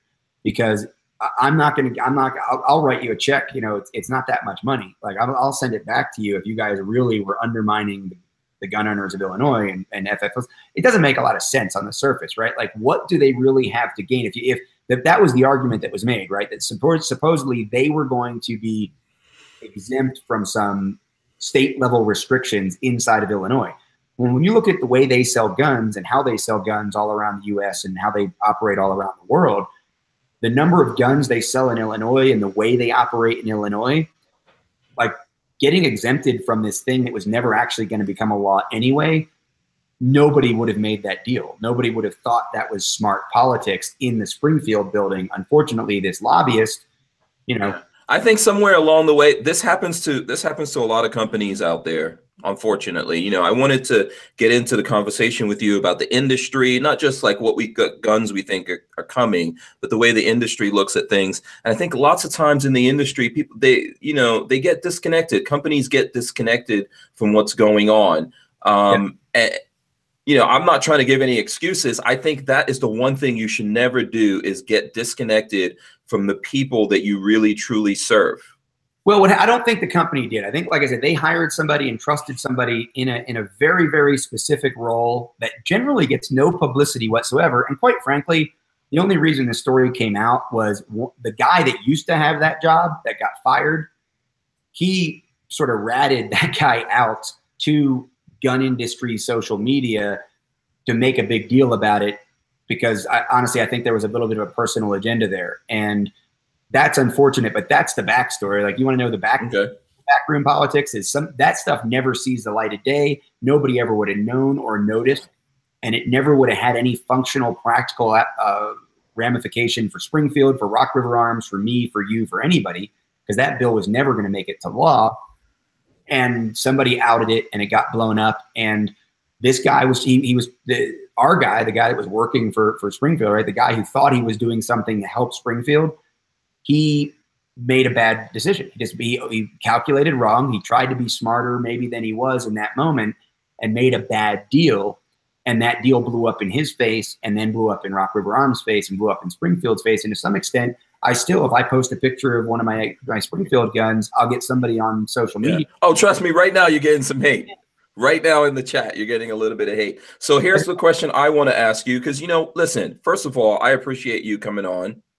I've always seen you running around, you like one of those guys in the suit, and I've always thought like, hey, this is like one of those shiny guys in the suit that's just running around. But then I realized the other day when we were in Atlanta that that's really not you. You're a really cool, open guy, willing to have conversations with people. So we're having it here, and this is not something I want to dwell on. But do you think that those of us that are mad about it and got upset, do you think that we should forgive? And do you think we should just blankly forgive, or there should be some kind of meeting of the minds, or where, like a real conversation here so that we can get past it? I totally understand people who were mad and frustrated with the way that story broke and the way it was presented. I think Okay, you froze up there for a second. Oh, sorry. I understand why people are mad. I understand why people are upset. I think the hyperbole and the rhetoric surrounding the way the story initially broke, because it could have been written a lot of ways, and the way it was written was very inflammatory and very benefit of the doubt, or not at all compassionate or empathetic to maybe Springfield's position, or Rock River Arms for that matter, but especially Springfield for some reason. So I think that if there were a better understanding of the circumstances that led to that original story being written, I think people would forgive Springfield and say, okay, we get it. Shame on you for being, absentee owner of that lobbying group, and shame on you for hiring a guy that made a bad decision. But you know what? You fired him. You know what? You explained yourself. You know what? You put a whole bunch of money out there to make sure that bill didn't go anywhere, even though it probably wasn't going anywhere anyway. You did a lot of mea culpa. You pretty much shut down your social media for a month trying to figure out how to get people to understand that this was a mistake. It was poor judgment. But it wasn't even Springfield's poor judgment, except in hiring a guy who then made a bad decision.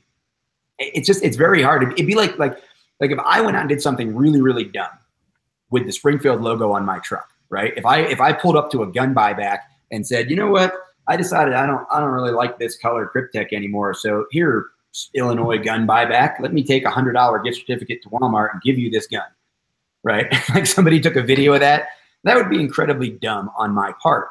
And the fact that I did it in a truck, the tour truck that has CMMG's logo and Springfield's logo and all his logos on it, would be especially dumber. And then Springfield might get some fallout from that. And they would have to say, yeah, we trusted Rob to be a good steward of our brand and representative of our brand. We never thought he would do something like that. Here, look at Rob's track record. Look at our track record. We can't believe that happened. We have cut ties with Rob. We are no longer sponsoring his tour, and we hope that he thinks about what he did and gets better at life, because that was not good. Yeah. Yeah. Well, and listen, you know what? I mean, I thought it was probably, it would be fair to ask you that question. I think what would be interesting to me, I don't know if it would be interesting to my audience. I think it's a good idea. If we can get someone from Springfield to come on and have this conversation, maybe you can come back on also. We can have some people who maybe feel differently about it, because I think sometimes you can work out these things by actually just talking to people. Yeah, just an understanding. I don't like this guy, Keller, I think his name was. I understand what he did. I don't agree with what he did. I also understand what Springfield did in hiring Keller and trusting him. And I do agree with that decision. I think they made an educated decision at that time, because what Keller did in that moment, if I'm getting the name right, I think I am, was so out of character and so like left field that you couldn't have predicted it, right?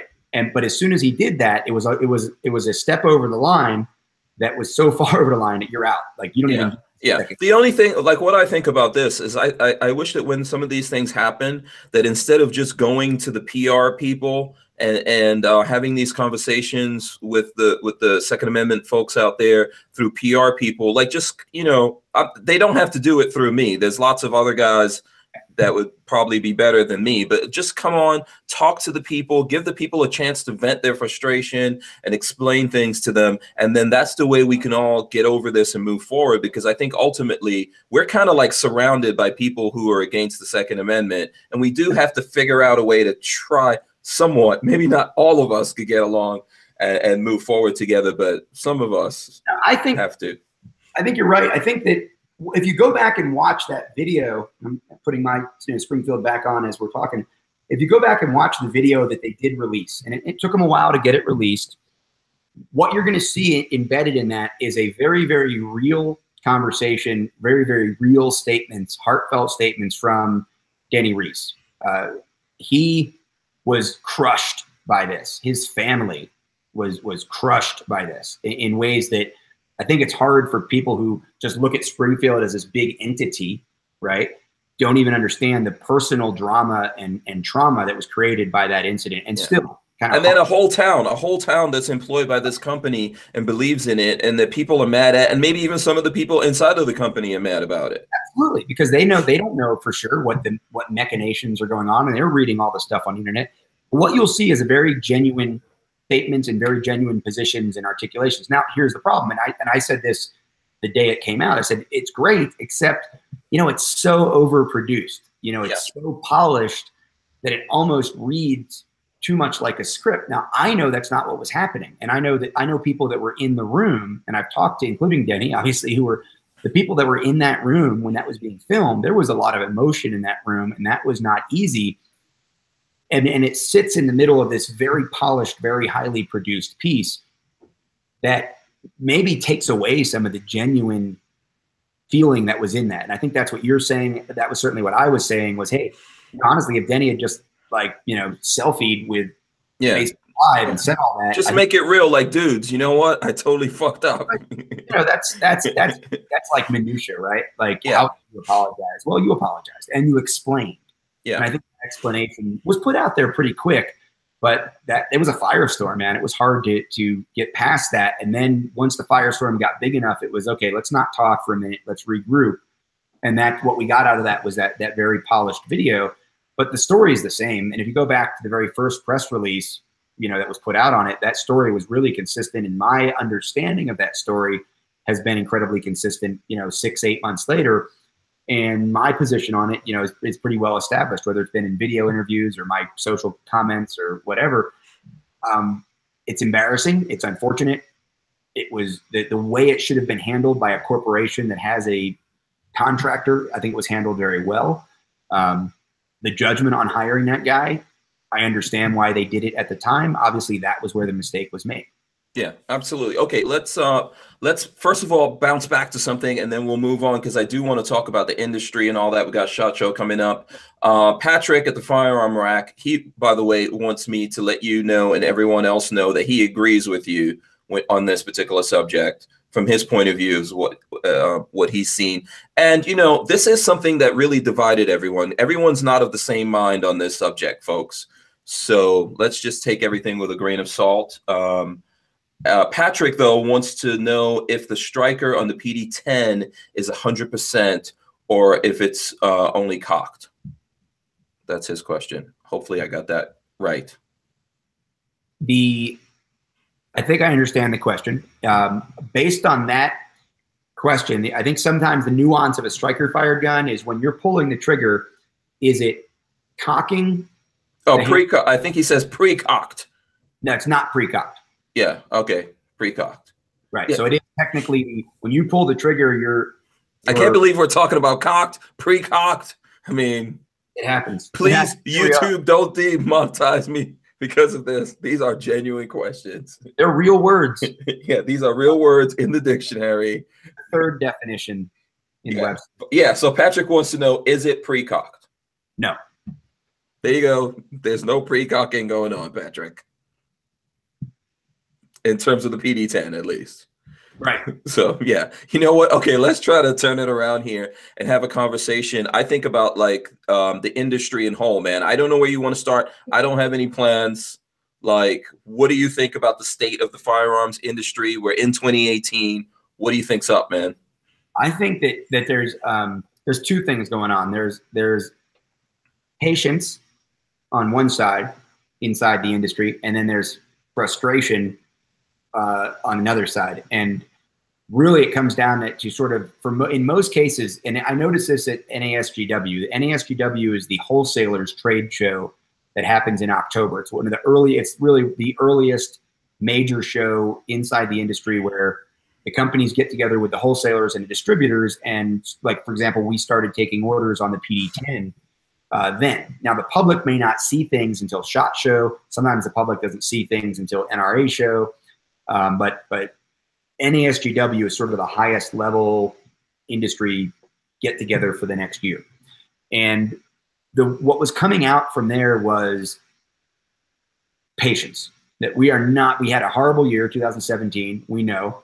We probably had an especially horrible perspective on that year because it came off of a few years of like the highest bubble that the industry's seen, in anyone's. Yeah. But I think there were some reports yesterday. We were reading some reports that it was the second highest gun sales. 2017. Yeah. Yeah, it was still great. Exactly. If you looked at volume, I don't know if it's second highest, but there was still a lot of volume if you look at like the last 3 decades. But if you look at it compared to the trends we had seen in politics, that in 2016 at NASGW, companies were literally showing 2 price sheets in some cases. They were saying, here's your price sheet today, and then here's your price sheet after today. That's very normal for a trade show, right? Buy now, you get a special deal. Here's our NASGW special. Afterwards, you're going to get this thing. And most people see that at SHOT Show. Here's your SHOT Show special or your after SHOT Show. Well, the problem last year at NASGW is that there were 3 price sheets. There was at NASGW, and then there was afterwards if Hillary wins, afterward if Trump wins. Yeah. And most people chose the Hillary plan because it looked better, right? The numbers, the money looked better to them. So they thought that's what was going to happen. Hillary won, you were going to have to spend a lot more money. And of course, if you'd have taken bets, not what people wanted, but if you'd have taken bets in October of 2016, most of the leadership of the gun industry would have told you it's going to be ugly, but Hillary's going to win, and we need to be ready for it. And so a lot of money was invested in the be ready for it mode. And a lot of that stuff that people bought, anticipating a very hard political year with Hillary, is still sitting on the shelves. Yeah, because we did. So do you think that it's justified on the industry's part that they miscalculated there? Oh, I understand why the miscalculation was made. Yeah. Do I wish that, our retail model was less politically driven? Absolutely. But I certainly understand what happened at the end of 2016 and how it led to the frustration that a lot of people had in 2017. And honestly, a lot of smaller companies either going out of business or having a lot of larger companies too, having to lay a lot of people off. There's a lot of companies that have let go of a lot of people over the last year because they had built a company for the 2014s and 15s, and 2017 wasn't that. So patience was the big word that came out of any. So what happened there when it came to suppressors, do you think? I mean, Suppressors. Can we put that on politics as well, or? Yeah, like, okay, so for example, right, like this little guy, it's a Silencerco Suppressor that Silencerco has not sold nearly as many of these this year as they would have expected they were going to if one of two things had happened. One, if Hillary had won. Two, if the Hearing Protection Act had gone through. The Hearing Protection Act is, I think, unfortunately, the politics behind, or the way that the Hearing Protection Act was campaigned for, and what I think were very foolish expectations that our community put into what was going to happen under a Trump presidency, thinking that Trump was just going to come in and start, get rid of the NFA, get rid of, roll back Gun Control Act, get rid of waiting periods everywhere, restrict, get national reciprocity. I think people really believed that was going to happen because of, the NRA hype and just general human hopefulness, right? Yeah, so, I mean, I think like Smith & Wesson, not Smith & Wesson, excuse me, Silencerco, if it was just Silencerco, I don't know that it was just Silencerco doing this, but just putting that out there, they kind of shot themselves in the foot. They did a lot of lobbying for it, for sure. And I think the problem was there was this balancing act of, we can make this happen, especially under Trump, weighed against, but it's no guarantee. So you still might want to get in line for your suppressor if you want one. And I think a lot of people spent 6-8 months of 2017 waiting for Hearing Protection Act or Trump to make the tax stamp and the NFA issue around suppressors go away. And when that didn't happen, that hurt a lot of the suppressor companies, especially Silencerco. And then, of course, Vegas happened and all bets were off. And there's not going to be any magic, pro-gunness from Trump. I think that's become very apparent. So we're right back to where we were at the end of 2016 in terms of, if you want a suppressor, there's a couple different ways to do it, but do it, right? Don't sit around waiting for Hearing Protection Act, because that miracle sailed away. Like, I don't see that happening in the short term. And that's and I think this kind of like up and down in the market is really, really bad. It's never a sign of a good thing. Right. And ultimately it could be a sign of a collapse, I think. And I see some people saying it in the chat that 2017 was probably good for the consumer. Lots of deals out there. And I think that's why you still had really good positive gun sales, because on the consumer side, people really benefited. Guns prices came down. If you wanted to get into suppressors, if you weren't one of those people waiting, there were a ridiculous amount of deals out there on suppressors, etc. That might wash over into 2018. The problem is, though, if you keep having these spikes, there's going to be a real serious collapse at some point here. And I don't think we're going to get artificially held up like what happened back in 2008, 2009. Yeah, what happened? What people don't realize is that $299 shield, or the Springfield XDS that you bought and then you sent in a coupon and got 5 magazines. Like, those guns were sold at such a low to like no profit margin in some cases. And those were 2016 guns that had to be sold, that had to be moved just to get some liquid capital into the distributors and into the retail market. But the buying this year at NASGW, and I can tell you from the orders of even a new gun that's got some real excitement around it, like the PD10, the orders are coming very slow. And that's what we're seeing, is that up and down. So you saw this huge spike in orders in 2016, right before the election. The election happened and the gun industry was like, let's all relax and wait and see Trump deliver constitutional carry and get rid of the guns for everybody, suppressors for all. No, so now what happens is, over the retail counter at super low prices, we saw a lot of ARs move, we saw a lot of handguns move, but the sales from the manufacturer level are ground to a halt almost in a lot of cases. So that's why I think you see things like a little more novelty type things, like the 10mm coming back into popularity all of a sudden.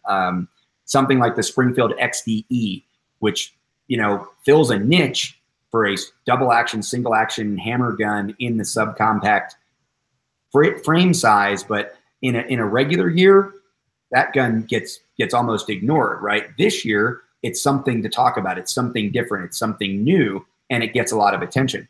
So I think something like the Maxim from Silencerco, very well received. exceeded expectations for a lot of people. For me, even when I shot it, the trigger exceeded expectations, the weight, the balance exceeded expectations. Yeah, it seems like some people are coming around to it. I think I saw recently that Mac is starting to love his. I have one. I bought it actually though, just because guess what? It's the first thing like this coming out from a company. Right.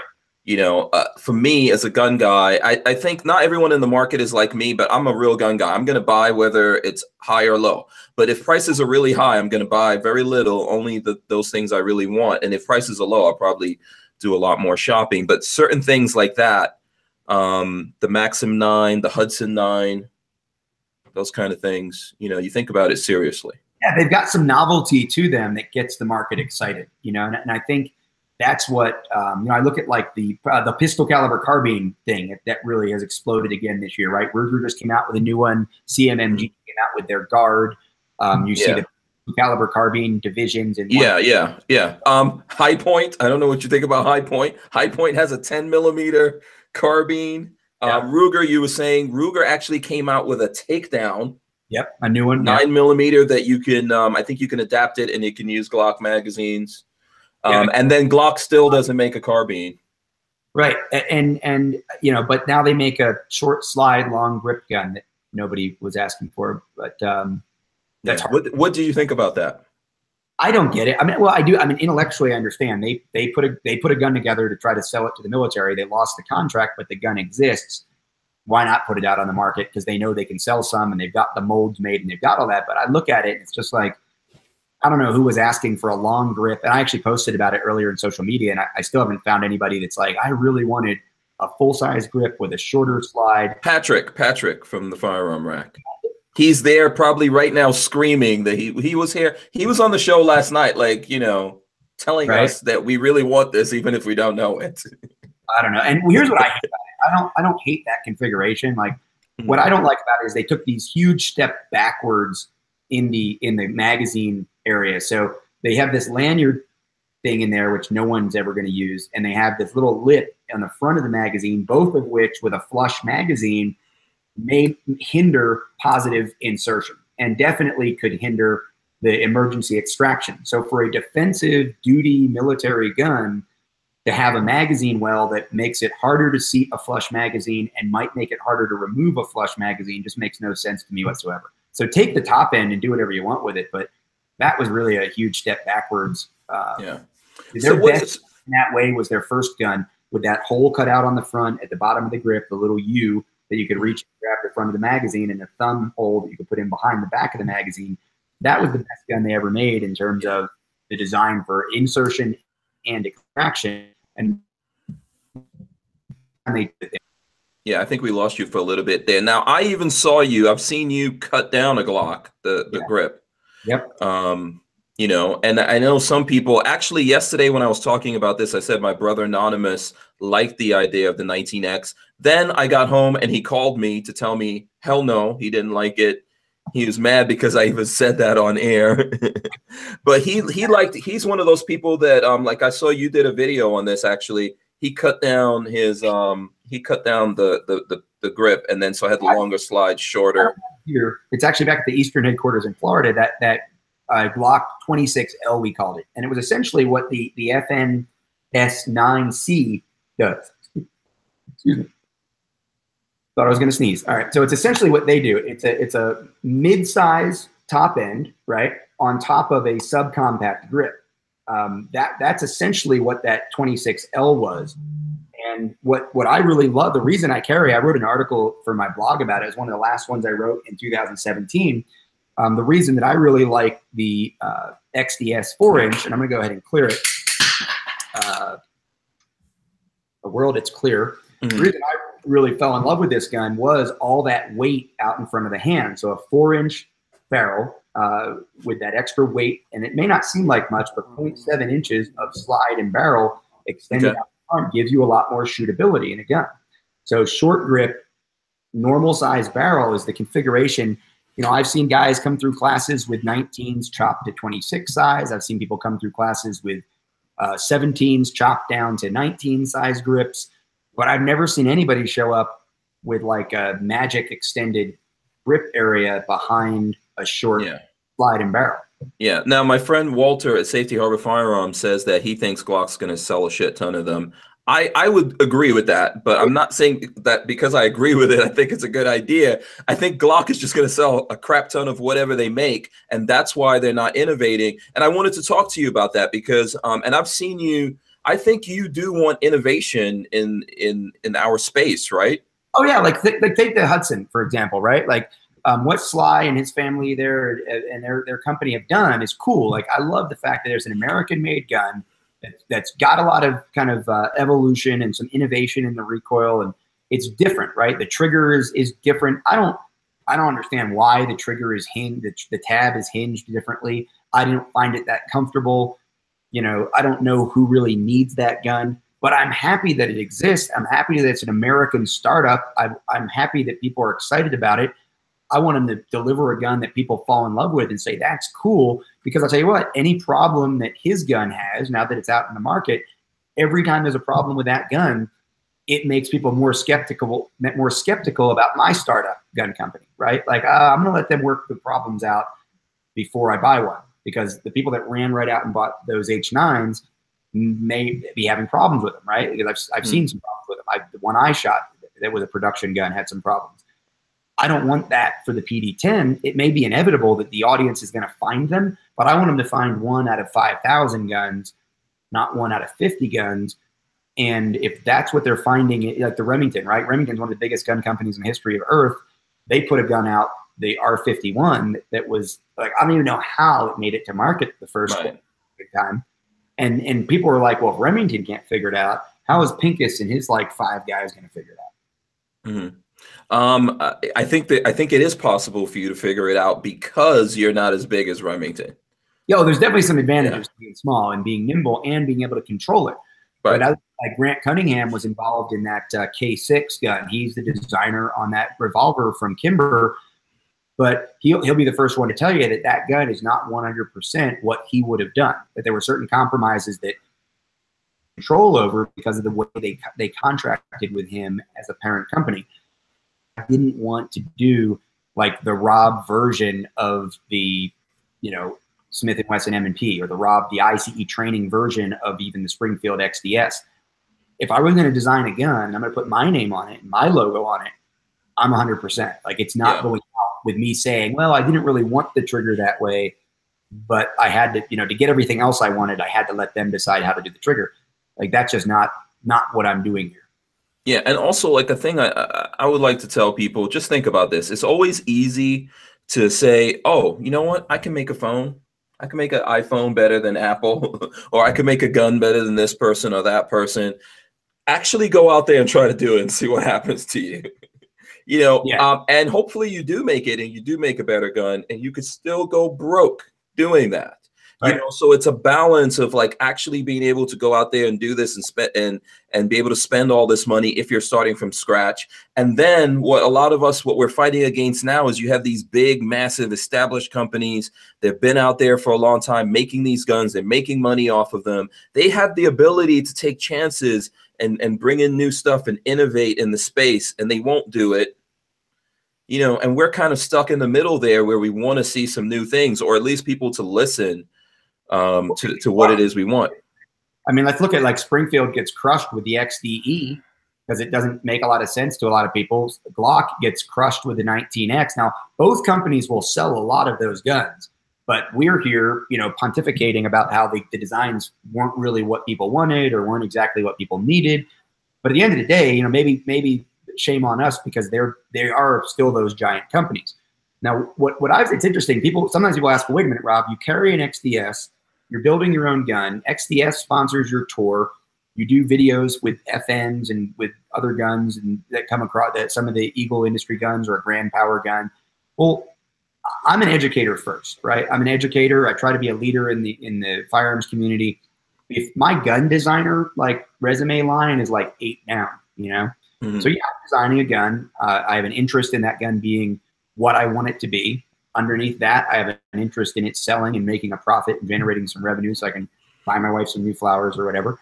But at the end of the day, I'm still an educator first. And I still have to talk intellectually about why the Springfield or the Glock or the M&P may be the best gun for my audience and why another gun probably isn't, and here's why. And right now, I'm not carrying a PD8. I'm not carrying a PD10 because we haven't proven the gun. The gun's not in a place where I can do that, nor would I expose the company to the liability of carrying a gun that we haven't even released to the public, right? So I'm carrying an XDS because it's the best gun on the market for me, just like it was 2 years ago. And quite honestly, if we only come out with the PD10 at my frame size and the way I carry, it's harder for me to carry a PD10 because of the length of the grip than it is for me to carry an XDS. So I guarantee you, like, that's a problem that people are concerned about. People have asked, like, well, you know, internally, well, wait a minute, Rob, how are you going to be able to represent Springfield as the tour sponsor when you have your own gun out there? Well, yeah, how do you balance all these things, right? Because, you know, are there conflicts of interest? What exactly is going on here? Those questions get asked a lot, and the fact is that I think I have established a great track record in 20 plus years in the industry of being able to wear multiple hats. When I'm on a TV show sponsored by, I don't know, when I did SWAT Magazine TV, Bravo Company was one of our sponsors. So I was using a Bravo Company rifle. Bravo Company makes great rifles, not hard to do. I wouldn't accept Bravo Company as a sponsor of the show if they weren't a quality company. Fast forward, the tour that year, the last year of SWAT Magazine TV, sponsored by Bravo Company, the tour was sponsored by Daniel Defense. Okay, Daniel Defense also makes a great rifle. So when I'm doing tour things, I'm carrying a Daniel Defense rifle. I don't see that as disingenuous. What I see as disingenuous is, oh, CMMG is the sponsor of the tour in 2017, so I'm only going to talk about CMMG guns, and if anybody else mentions any other gun, I'm going to at least insinuate that they're not good enough. There's lots of great guns out there. My integrity comes from being able to tell you why I would accept CMMG as a tour sponsor and why I believe their gun is one you should consider. And here, let me point out some of the features that I really like about it. Yeah. Doesn't mean it's the only gun for me. Doesn't mean it's the only gun I'll ever have. You know, this gun is also staged for defensive use in my home. And this is one of the mag tactical guns that I did with them when we did something we called the Air 15. So it was an ICE spec gun. We made a couple hundred, then 250 of them. And they're a magnesium alloy. And these were some of the first guns on the market that were at the 5-pound mark with an optic. And, you know, we had a pencil thin barrel, and we had the aim point micro optic on there. And we had a gun with the Mission First minimalist stock that was available to people at 5 pounds. And how did that work out? Because I know that I think there was some issues with that, right? But there are places that are trying to bring back out the magnesium, because it seems like right now no one's going to accept polymer. Although I think polymer is a valid option in there. But you have the guys that will never use a polymer upper lower rifle.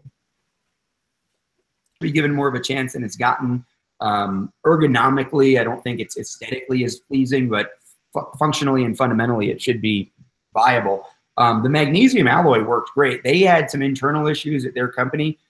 This gun runs like a top. Unfortunately, they had a production run that was out of spec, and I think it really gave them a black eye. You know, as a young company that was coming out to market with a gun, they had there was one place where the gun was out of spec, and it caused a lot of problems with the recoil buffer tube and that retention pin, and that put a bad taste in a lot of people's mouths. So that was kind of a one-off project. It's one of the very few projects I've done where it was like putting my name or my logo on a configuration of an existing gun. You know, people have been doing that forever, right? There's the Clint Smith, the Thunder Ranch guns. There's I'm sure there's like Jerry Michalik might have a version of his gun, Performance Center. There's been the Vickers, you know, gun. There's been a Kyle Lamb M&P gun.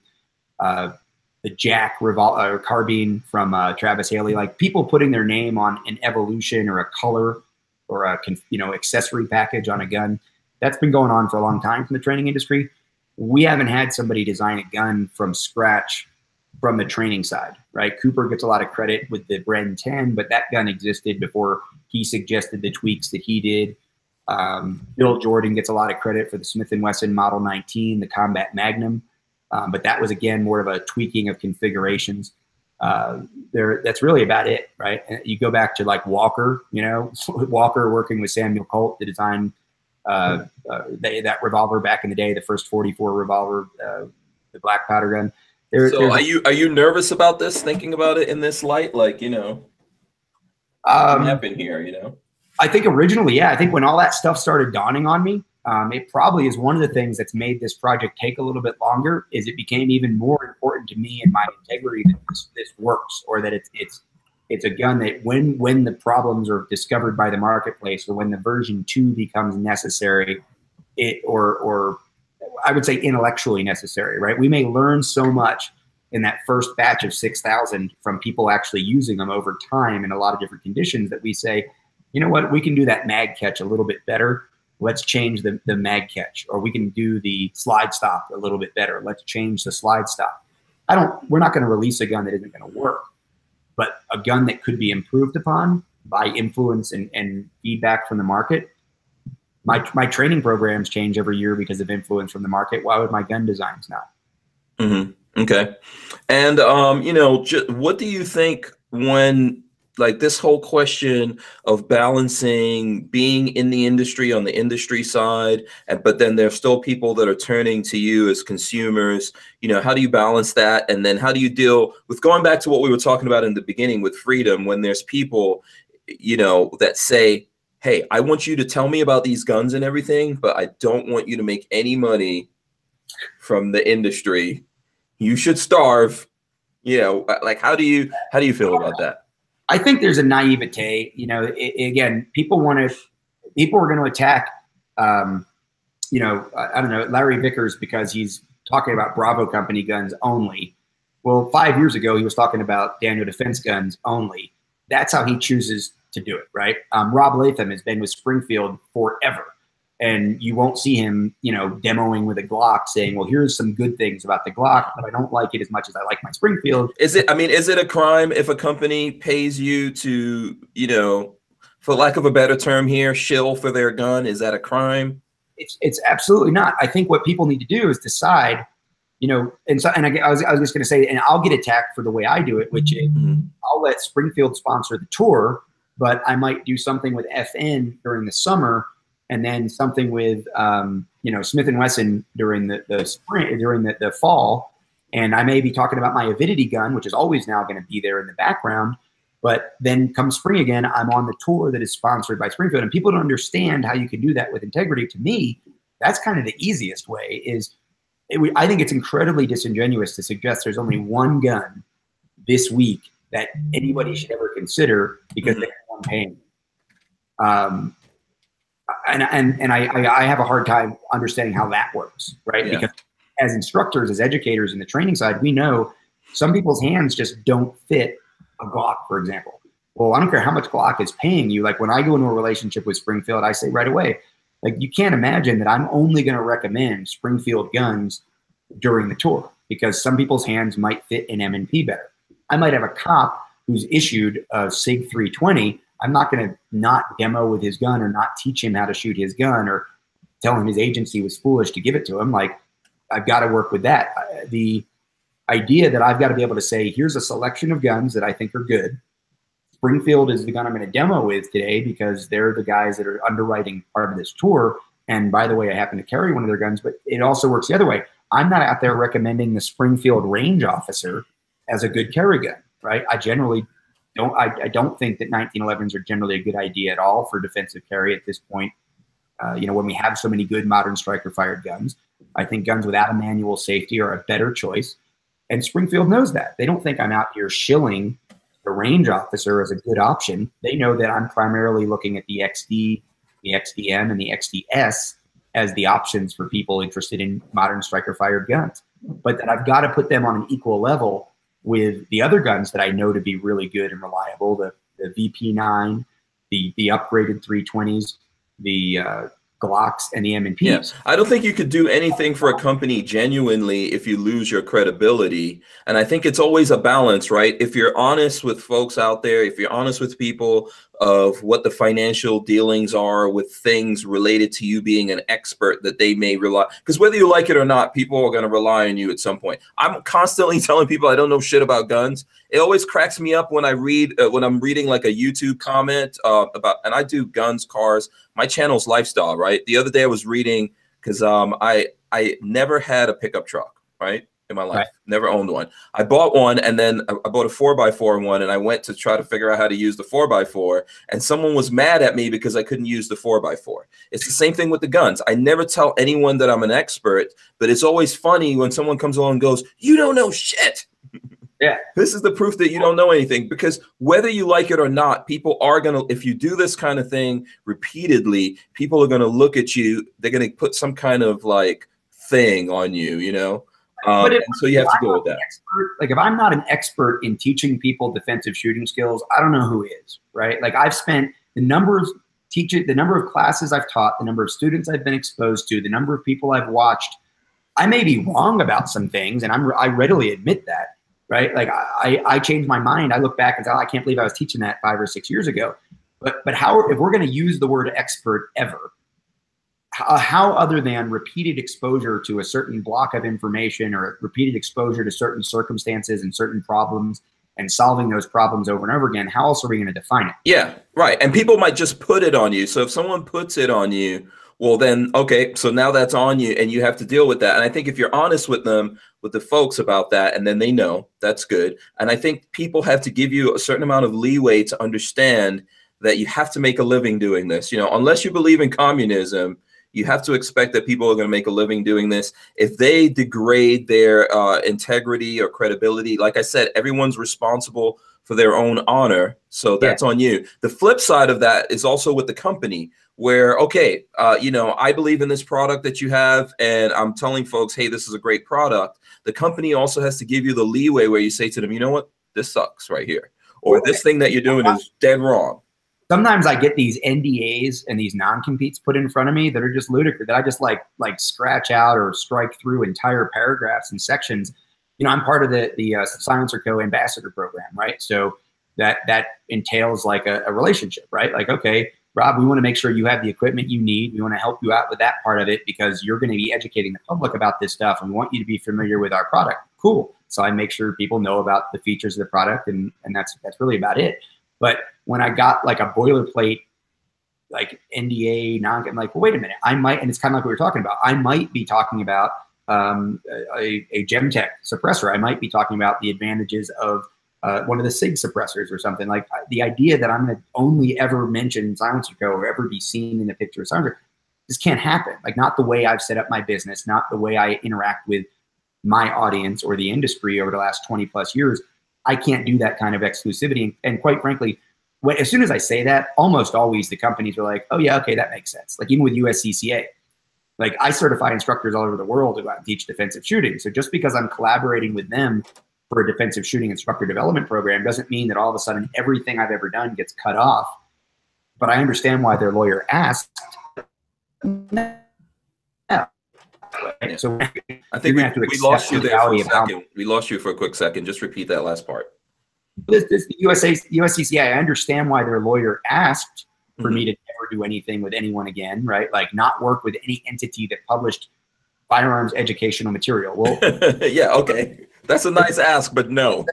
Yeah, it's a nice ask, but no. And as long as everybody understands like why my integrity demands I say no, but you know, no disrespect taken, I understand why you asked, but that's not how this is going to work. I think that's what people have to realize out there, that we do say no, even if you don't necessarily see it. I know it's tough for some people because the audience out there who I talk to, who I do care about, you know, I'm doing this not just for myself, I'm trying to, you know, help give them a voice. They see some folks out there who they think just say yes to everything. And if you truly, genuinely say yes to everything, that's a problem. But I think they also don't see where we say no. Like there's so many companies in this world of everyone making an AR-15. I've spoken to companies that are making an AR-15 that when you handle it, and like I said, I'm not an expert, but when you handle it, it's not smooth and all that kind of stuff. Like, you know, just pulling the charging handle. I just do what I would do if I walked into the store, you know, and I'm trying to tell them this is terrible. And then at the same time, you want a whole bunch of money for this when everyone, you know, people are selling AR-15s for like $400 or $500, don't do it. And they're like, screw you, you don't know anything. So people may not realize that we say no a lot, or we tell folks, don't do this, do it this way. And then so, you know, sometimes when you see us working with specific people, is because we found people who we can actually say no to, or send them in a different direction, or say, hey, that's a good idea, but this is what folks want. And that's always a tough battle to have here. But if there's not people like you or me or other guys out there that are actually talking to these companies, then they're just really going to do whatever the hell they want. They are, and they're gonna try. That's not necessarily bad. Like, they're gonna try, but they're gonna not succeed as well if they don't have that bridge, you know. And hopefully, I have established myself as a trustworthy steward of a company's reputation, and as a trustworthy collaborator in terms of the view of a certain segment of the audience. So I see myself as existing between those entities, and quite frankly, I will have those people who do that for me with the Avidity Arms project. I will have people who act as the intermediary between me when I'm wearing my manufacturer hat and the audience, right? And probably as the years go on, I'll probably gravitate more into that role, because I won't be traveling the country 300 days a year teaching 60, 70 classes at some point. And I'll need those other people who are more in touch with the problems the everyday student's facing to help me understand what the 20th gun from Avidity Arms should be. Yeah, absolutely. Okay, you know what? We've been doing this for 2 hours. We should probably wrap it up here. I want to give you a chance to, you know, tell us about the things that you have coming up. I know you spoke about it a little bit, but, you know, let's go through that. The centerpiece of the training here is the Personal Defense Network training tour. Personaldefensenetwork.com. If you haven't been over there, that's the hub of all the intellectual educational information. A lot of it comes out through my social media too, but like you, I mean, I'm talking about cars, I'm talking about wine, I'm talking about my daughter, you know, there's all kinds of stuff going on in social media. If you just want the training info and you don't want any of that stuff, personaldefensenetwork.com. It's not just me, it's a great team of guys talking about every aspect: legal, armed defense, unarmed defense, tactics, the gear reviews, all that kind of stuff. We've also now partnered on the digital side with SWAT Magazine. So swatmag.com is a sister site for personaldefensenetwork.com. A lot of great information from the writers of SWAT Magazine, as well as new video collaborators we've got, with some more content for the armed professionals, the military, law enforcement, security guys. Okay, cool. I'm sorry, go ahead. That's it. Like personaldefensenetwork.com will have the training tour information. We talked about icetraining.us, and we talked about avidityarms.com. And anywhere on social media. Like, if you can use social media, you can find me, and I'm always putting links and information out. And again, you get more of the behind the scenes stuff at my personal Facebook page. And if you go to Rob Pincus Pro, then you're going to get really just some of the politics and all the training there. Okay, very cool. And I see that Cyrus 308 he wants me to ask his question before we go. You're going to have to, you know what, Cyrus, put your question up there again. I'll give it a couple minutes here before we go. And there's a lot of questions about grip zone. Did you mention grip zone somewhere here, Rob? Did I miss that? No, not here. I don't know why people are so excited about that. Yeah, let's have the grip zone conversation for a second. You've never gotten more free press. Like I was joking about I saw you use my picture from New Year's Eve, right? Like, you're a free rent in my haters' brains, right?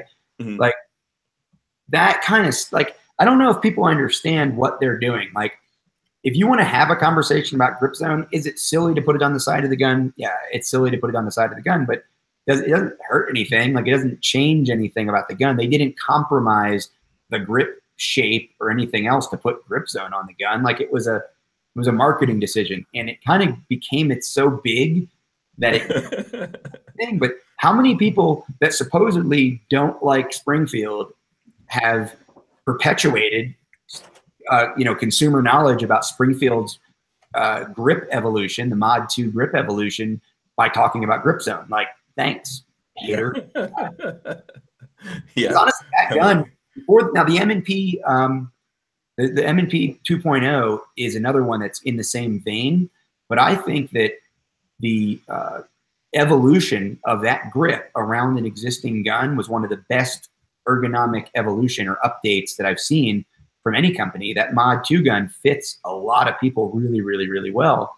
The M&P 2.0 really improved the ergonomics of the M&P gun. I think that's okay to come out with a gun that just changed the ergonomics a little bit.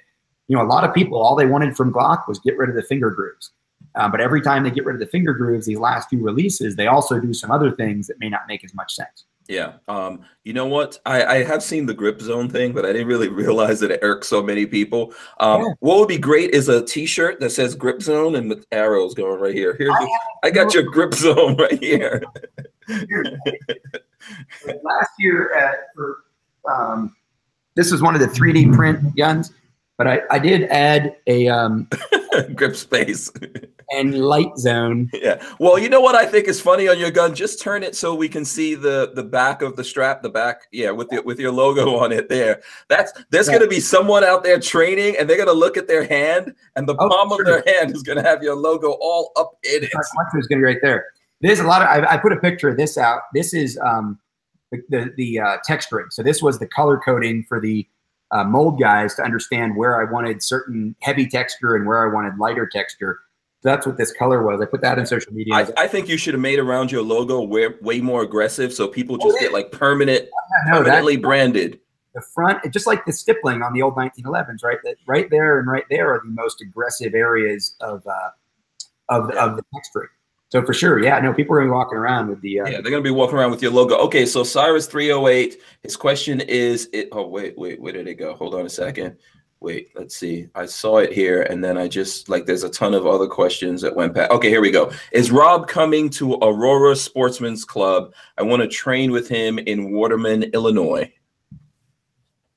That sounds really familiar. If that's the one that's just inland, just kind of west from Chicago, I believe that like the president of the club or one of the main guys at the club there has a radio show out of Chicago, and he was a student of mine at the Kansas State Rifle Range, Illinois State Rifle Range last year. I think we are trying to set a course up there at Aurora. Okay, so there you go. So, and if folks out there want to do something to do that little extra push to get you to come to Aurora, what can they do? Info at or training at ICEtraining.us, or just go to the ICEtraining.us and hit the contact request to host a class, or ask for updates about where I might be going. You'll get it that way. Absolutely. Now we've got like a whole conversation going on about grip zones and what you should put on the, what you should put for the texture. Some people want snowflakes. Some people, I think, looks like some people want gun-free zone or no gun-free zone, whatever. We'll have those conversations in the future. Rob's been, to me, I think, a great guest. We would love to have you on again, man. If you, yeah, that'd be awesome. Yeah. And because you do this, you're 5 nights a week. Yeah. Oh, yeah. So if you have something that you want to talk about, or when the gun actually comes out or whatever, please get in touch with us. But we'd love to invite you to come back on. All right. And I'm like, you never know with me. So, you or Lola, just if a guest cancels last minute, just be like, hey, Rob. They're like, yeah, I'm cooking steaks, but let's chat. Absolutely. Yeah, man. Maybe if there's some new stuff that comes up. Because it's something we got to talk about cars. Because I know it was funny you were talking about the 4-wheel drive thing, but because you're an all-wheel drive guy, right? You're an Audi guy? No, I'm not really any kind of guy. I do not discriminate when it comes to the things I really love in this world. So like women, I do not discriminate when it comes to it. Guns, I don't discriminate. And cars, neither. I do have an Audi. This is the first time ever. It's freaking awesome. All-wheel drive is great. But I am trying to experience all the cars. I want all positions. So I got a pickup truck because I never, ever had one. Yeah. All right.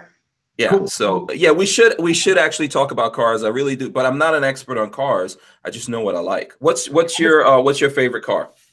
I'm a BMW guy. So I have a 550i with xDrive, and it's I had an M3 for a while and looked at the X5M, but with it, especially in Colorado, with my wife using it quite often as her daily driver, the M5 is a little bit much, and they don't do the xDrive and the M's, so except for the SUV one. So we went with the 550i sedan. I think it's probably one of the best sedans on earth if you want a luxury sports sedan. So I'm a big fan of that car. Cool. I like the M2. BMW has an M2. That's real sexy. The little M's are awesome, but you got a 2-year-old in a car seat. Yeah. It's not practical. Yeah, if it were just me running around in it, the M2 is quite sporty. Okay, cool. So right now so you've had quite a few BMWs then. Yeah, I've had a handful. Historically, I got into a truck thing where for years, you know, if you go, I had sports cars growing up. I had sports cars in through the 90s and then into the 2000s. And then I switched over to like all trucks. So I had the FJ and the Toyota 4Runner. And yeah, I've seen some of your videos with an FJ, actually. My brother has an FJ. He's an FJ guy. And I love the Toyota trucks. They are awesome. Their drivetrain leaves a little bit desired at this point. Like they're a little bit outdated on the 4Runner. Yeah, I've got a 4Runner as well. I like it, but yeah, they Toyota just won't upgrade that 4Runner for anything. I won't buy another one of those until they upgrade it. So I'm actually well, you're never buying another one. I'll tell you that right now. But so I'm intrigued. I'll tell you what. Talking about not discriminating, I'm actually intrigued by the diesel engine for the 2019 Jeep. Yes, I've owned a Jeep in the past, and I kind of swore off Jeep, especially for any kind of long highway involved driving.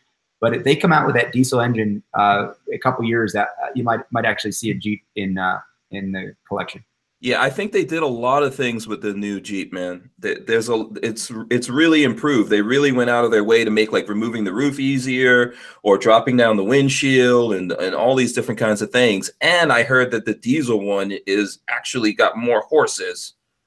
Yeah, it's going to be more powerful. Yeah, no, it is. Yeah. It's really a complete, like, I wish the FJ would have had, you know, because overseas, obviously Toyota does a lot of diesel stuff, but here in that mid-range, the 4Runners and the FJ, they really don't do much with it.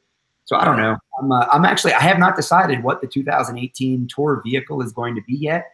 And I'll probably announce that in late February, early March, but it's something I have to do in the next 2 months is decide. Yeah, you should do a poll, man. You should do a poll like on Instagram or something. I've done that. Yeah, I've done that in the past. I've said, you know, which of these vehicles, and it was funny. You know, almost everybody, you know, right away they come at you with the American made, and you get a lot of votes for the Ford Raptor and stuff like that. And the thing is, I can't take the American made thing, given as many foreign brand cars that are actually built in the U.S. and as many U.S. brand cars that are sourced with parts from all over the world. My answer is always like, when you want to comment from your American-made electronic device about how I should have an American-made car, I'll gladly listen. Yeah. Listen, I had a Challenger. I had a Dodge Challenger, which was friggin' awesome, but it was made in Canada. It was some of the stuff was made in Mexico. Some of it was made in Canada. You know, I have an is price an object?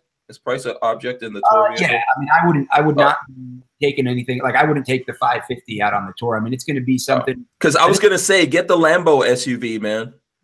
Yeah, no, price. We're going to sell a lot of PD10s. Or the tour sponsorship fees. That Lambo SUV, but no, not really. $40,000. So $40,000 for the 4Runner, and it got me through 3 tours.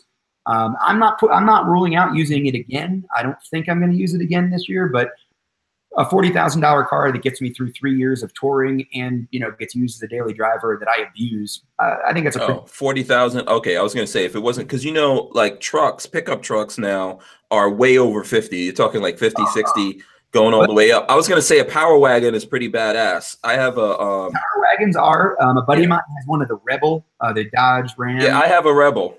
It's awesome. That's kind of a cool one. The new Ford Raptors are amazing. You know, Latham, the older Raptors.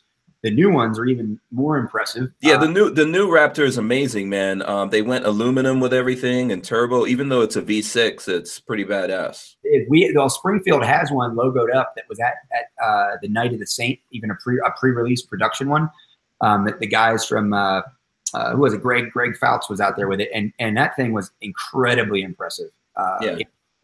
So I'm not ruling anything out. And you know what I almost used years ago. And instead of this 4Runner, I almost went with a CTSV wagon. Okay. That was definitely above. No, that's badass. A CTSV wagon. Those you can't even get those easily. Yeah, you know, it was hard to find them then because I wasn't going to pay for a new one. I couldn't afford to buy a new one for the tour truck. So I was looking at a few of them that were used, but it's just now they're a rarity because they've said they're not going to make any more wagons. You can't get the BMW wagon full size ones. The AMG wagon, my father-in-law has one of those AMG 570 horsepower wagons. That's amazing, but I'm not going with a $110,000 car. It's not an option for the tour. So I don't know. We'll see. Yeah. If people want to put in their comments what they think now, having heard this, what they have a good suggestion, put it in the comments. Yeah. Someone says a Porsche Cayenne Turbo FTW. I like that. Who said that? Okay. Brian Quick. Good one. no more douchier car brand. I don't think I could do it. I almost did when I got the M3. I was looking at a 911, and then I just can't do it.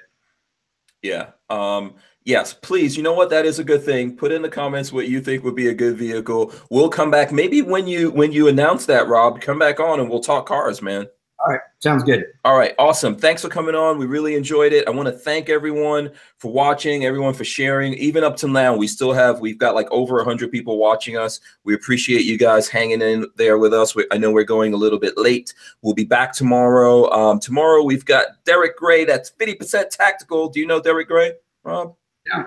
Oh, okay. He's 50% Tactical. You should look him up. Really cool guy. He's going to be on tomorrow. I think we also have Kevin Dixie on. So I will see. Someone says GTR.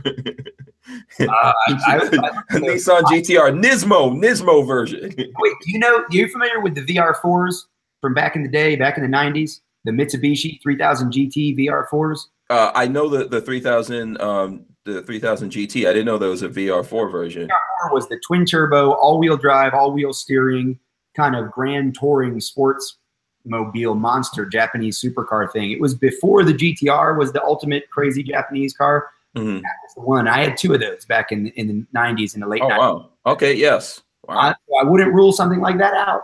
The GTR is an impressive vehicle. Yeah, you can go Viper, Corvette's coming out with something really bad. It's got a hatchback. I gotta have a truck vault back there with the rifles and the gear.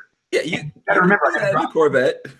So I got to be able to drive onto some of those dirt ranges and things like that. But okay, yes, it has to be off road. Yeah, it has to be a sports car. But at the end of the day, it's going to have to be a wagon, or a truck. Yeah, pickup truck. All right, we can go on about this forever.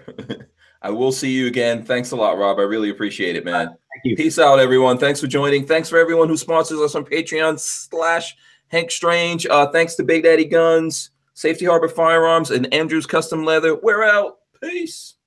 Rob, stay right there.